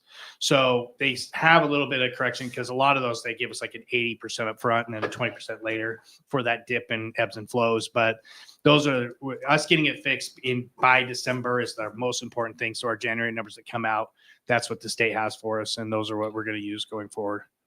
So Chair Kirkman, trustees, just to kind of clarify again, so in our alternative programs, it's how we're taking attendance. We're looking in double, it's a little bit different this year than we did last year. And we're double checking to see if we took attendance like we did last year compared to this year, if that would make a difference. In the summer school, it has to do with our completion. If students completed early, did we mark them absent for the rest of it, even though they completed summer school, or were they marked as completed? And we're going back and double checking that. It's just taking time because it's a manual process. But those are two key areas that we think we might be able to find why we might be off compared to where we were. Oh, why did the attendance change for alternative? Because in the alternative program, as we some of our schools have kids out in internships, and so they're leaving and coming, going through the day. So what we would pick is a specific time to say, what was our attendance at this specific time? What would change to this year is we began to take attendance every single period. And as kids are coming and going, we believe we had some lower attendance in some of those. So we're trying to go back to that one period of this is where they are here, because our kids do come and go internships. And some days they're not even there because they're at their internship. So I think that's where what we found out this morning is some of the clarification we're going to try to dig through. yeah, and it's things we've done for years. State's been okay with, so we're not going back and saying, hey, we're going to switch things on us. The reality is I think there was just some change and we weren't aware that was happening. And the bad part about, okay, we get our numbers basically a month or two late, you can't fix it. Now we can fix because it's not like we're going back and adjusting attendance for a kid that's not there. We're just basically adjusting it for the right way to and put them in the system so we get credit for it, if that makes sense. So I don't think we're doing anything shady on that side to go back and fix it. It's more of a, okay, it was, we believe it was just entered in the system wrong. So we're good to go. If we want to go to the next one. All right, so here's the next step for our what happens here. As I said, this first month is what we're going through. So I've got the reports for salary. The beauty is Gwen and her team have got all of our information in. She told me today that the state has everything we have. There's two different things that happen. Our brand new teachers, that's pretty easy. You know, we get it in. But whenever we have a teacher come in from out of state, then we have to do 4 pages for each person of all this data that you have to grab and try to get their records of what they were, you know, doing before and what was going on before. Because if we can't get any of those records that show that they've been evaluated based on the Danielson model or any of that kind of stuff, basically a 20-year teacher, basically we get paid a P1, which is basically a 4th-year teacher. So we have to work our butt off to try to get that. And Gwen and those guys have done a really good job of trying to get those in. So I believe we've got everything at the state now. Problem is it takes them backed up because everybody in the state's doing the same thing for new hires. So it takes a while for them to get through them. But so I should be able to get those salary figures updated here soon. Late November, like I said, the ADA reports should be final. Then I'll be able to compare exactly reports from last year to this year to see kind of where we're off. December, like I said, due date for everything, certified and ADA corrections. So they have January is the first numbers that they actually give us, where that's our first midterm. And at that point in time, everything else just coincides with that. So it's, we're already 6 months into the year and I barely get to know what our budget is. The beauty is in July, I get to know what our operations budget is. If that matters, the year's done. So it's a great way to do things, but we're used to what we are and it is what it is. So we just kind of deal with it. Anything else? I think that's it.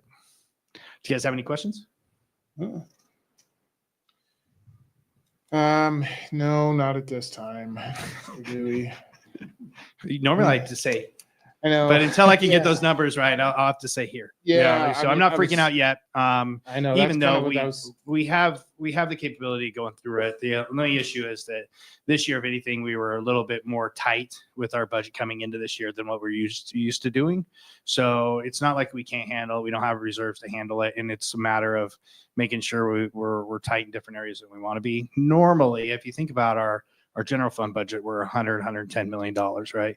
We do not spend 100% of our general fund budget every year, usually 1 to 2%. That's $2 million. We hold on some positions and different things like that. We can handle it. So it doesn't take much, only, each position of a teacher is about $80,000 to $100,000, depending on where you're at. So if we, have to put off some hiring, then we can to make sure we make budget. I was going to ask about some of these numbers on here, but I can do that later. I can do it outside of this meeting too. But a quick question: do we typically spend faster in the first half of the year of our operating budget? Say not total operating, but I mean for like maintenance, facilities, that kind of stuff. Or is that typically, is there more spent in the last part of the year?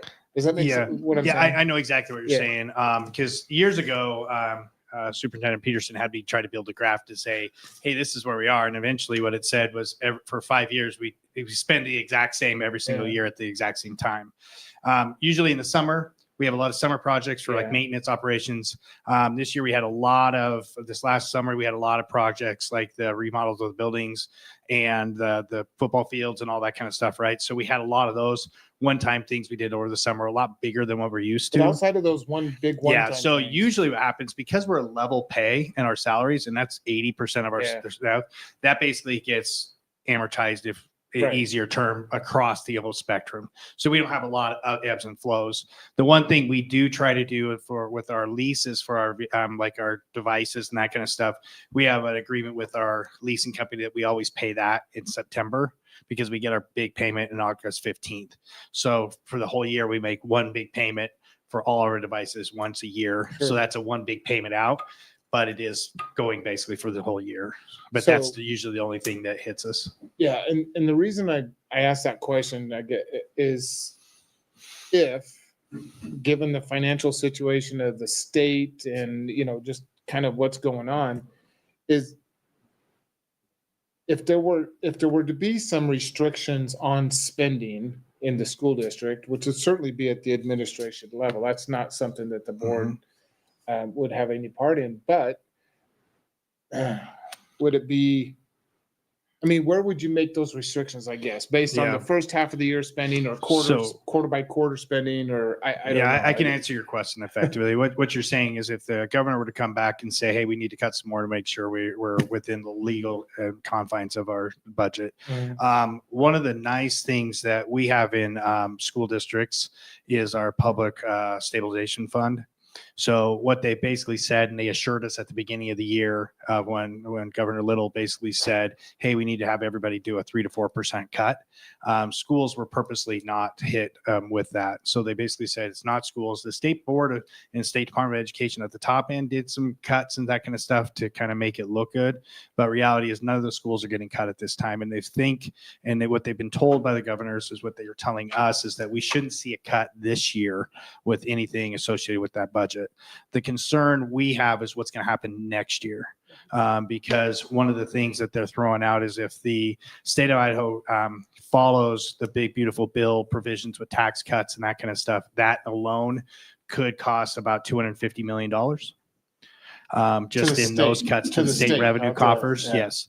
And then potentially with other declines and stuff like that. So it's happening to the state and that kind of stuff. It could be another 250. So a total of 500 million in revenue drop. So we don't know what that's going to mean to us because we're 50% of the budget, right? So that's the areas that we're not sure whether it's going to be. In the past, when they did that to us, they hit us a lot in operational and they hit us with our special funding. And so that's what happened in COVID. But granted, that was in March. So the only thing they could hit us was that area. But those are the things that took years to get back. And we haven't had an operational increase for a while. Well, and I think my question stems from the what ifs, because it's what might happen. We know something's going to happen. We just don't know to what extent. Yes. So my question is, I guess to the administration, Dr. Russell also is when do you start, not knowing how far in advance, but when do we start? We're already having those conversations now. I think that's good information for we haven't formally adopted anything because the plan is trying to guess what our legislators are going to do. And the other side is like half of our things that we already get, or more than half, are statutory. Yeah. And so they would have to basically amend statute. They'd have to do some stuff like our salaries for our Okay. teachers and stuff, those type of things. So what are they going to do? Are they going to not give an increase to career ladder? Are they going to dock the career ladder? Because now that we've invested in Yeah. that, are we going to have to go there? Well, and some of those things Or- are out of our control, but I think Yeah. I think it's good to know, especially the public, to know that we're on top of this. Yeah, Yeah. That we can anticipate what's coming, and we're taking proactive measures in our day-to-day spending. Yeah, and type of a thing. the issue is, like I said, they found this out in 2013 prior to me coming, when they said, oh my gosh, we don't have any money, right? The issue is when majority of your costs are teacher salaries that are on a contract, we're pretty much stuck. And so it's not like our classified or not, we have, but that cost is very little in comparison to our certified salaries. So they're on a contract. Yeah, We can't do and there's anything for the nothing- rest of the year. We can't.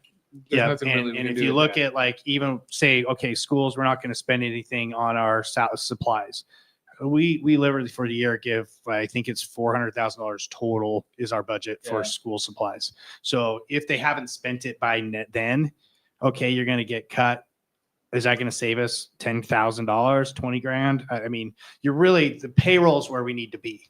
So payroll is the only area that we can actually do anything.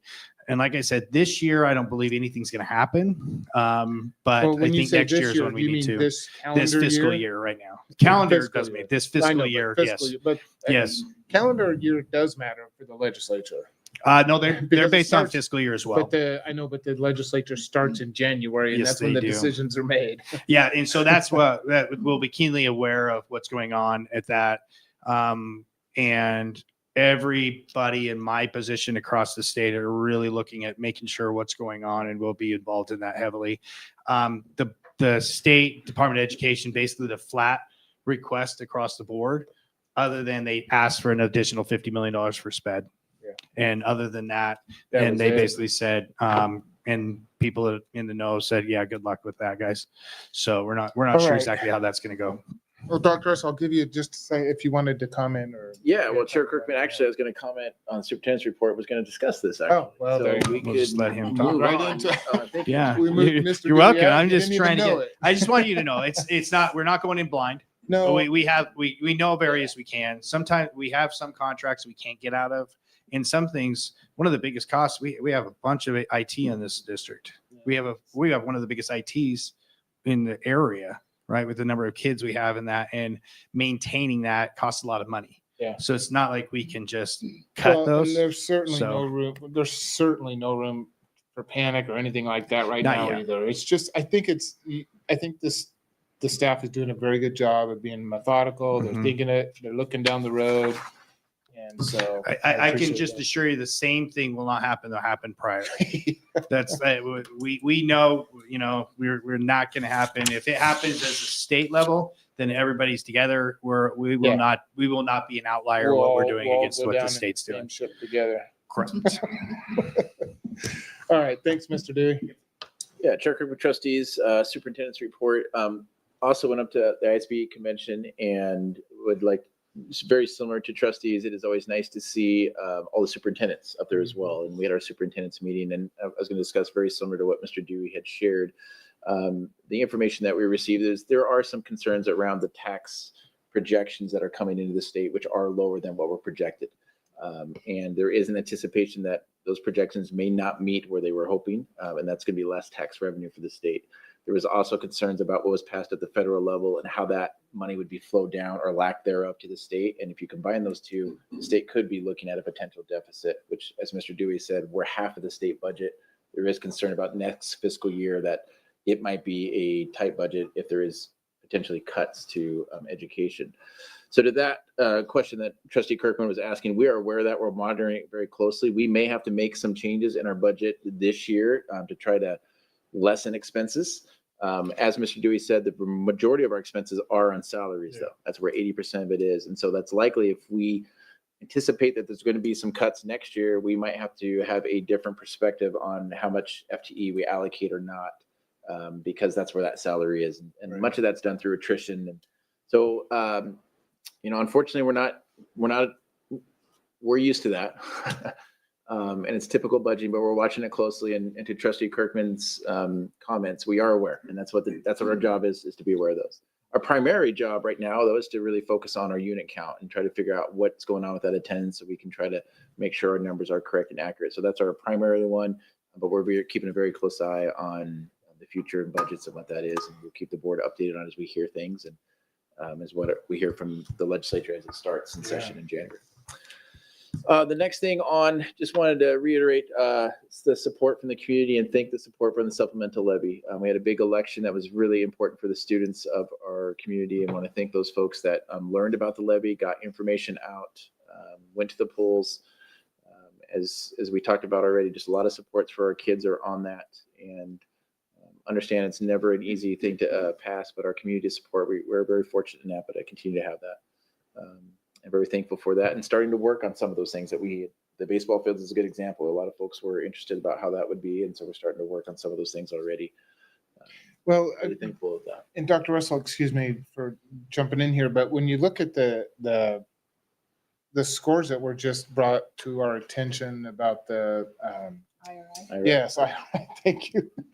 I can't even spell IRI. The IRI scores, that's a result of the levy dollars from the current levy too, because some of those support salaries were paid for from the levy. So there's just so much correlation and so much direct. There is. Trustee Kirkman, 50-ish positions in our district. Many of those support the literacy that we see with our kids. And so it's important for the community to understand that those things produce. Yeah. Our volleyball success is here. Mm-hmm. That's paid through supplemental levy. Those girls that are going scholarships to go on and the success they have and all of that. Yeah. So there's just a lot. It's such a big impact. And every 2 years, I really appreciate the community learning about that and understanding how that's going to impact the students and impact, the finances and all those things. But thankful that's behind us, and now we can, move forward and continue educating kids. I think that's all I had for superintendent's report, unless you have questions on some of those. Any questions, trustees? All right, we're going to be out of here by 8 o'clock, but I do have a couple of things I wanted to add as far as our next item on the agenda is possible agenda items. At the convention last week, I went to a seminar that we were talking about. It was legal stuff. Hot topics, yeah. Anyways, there's some policies that I think we need to make sure that, but we need to make sure that we're updated, and that is due to some changes in state law. And I know I don't have a complete exhaustive list here, but I know there was that sexual education, that opt-in, opt-out policy for that new sexual education. That's a change in the state law. I think that has to do with the baby video or whatever that video is in there and all that kind of stuff. Public records, I think, was one.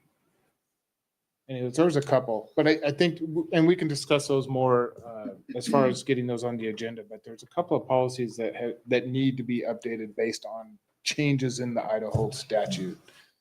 So, okay. And those might even just be simply because they're based on Idaho statute. They might just be a first reading. Who knows? So maybe we can get those on the agenda for December and get them out of the way. Trustees, anything else? All right, then. Dr. Russell, last chance. All right, he's letting his staff go home. Look at that, 7:58. And this meeting is adjourned.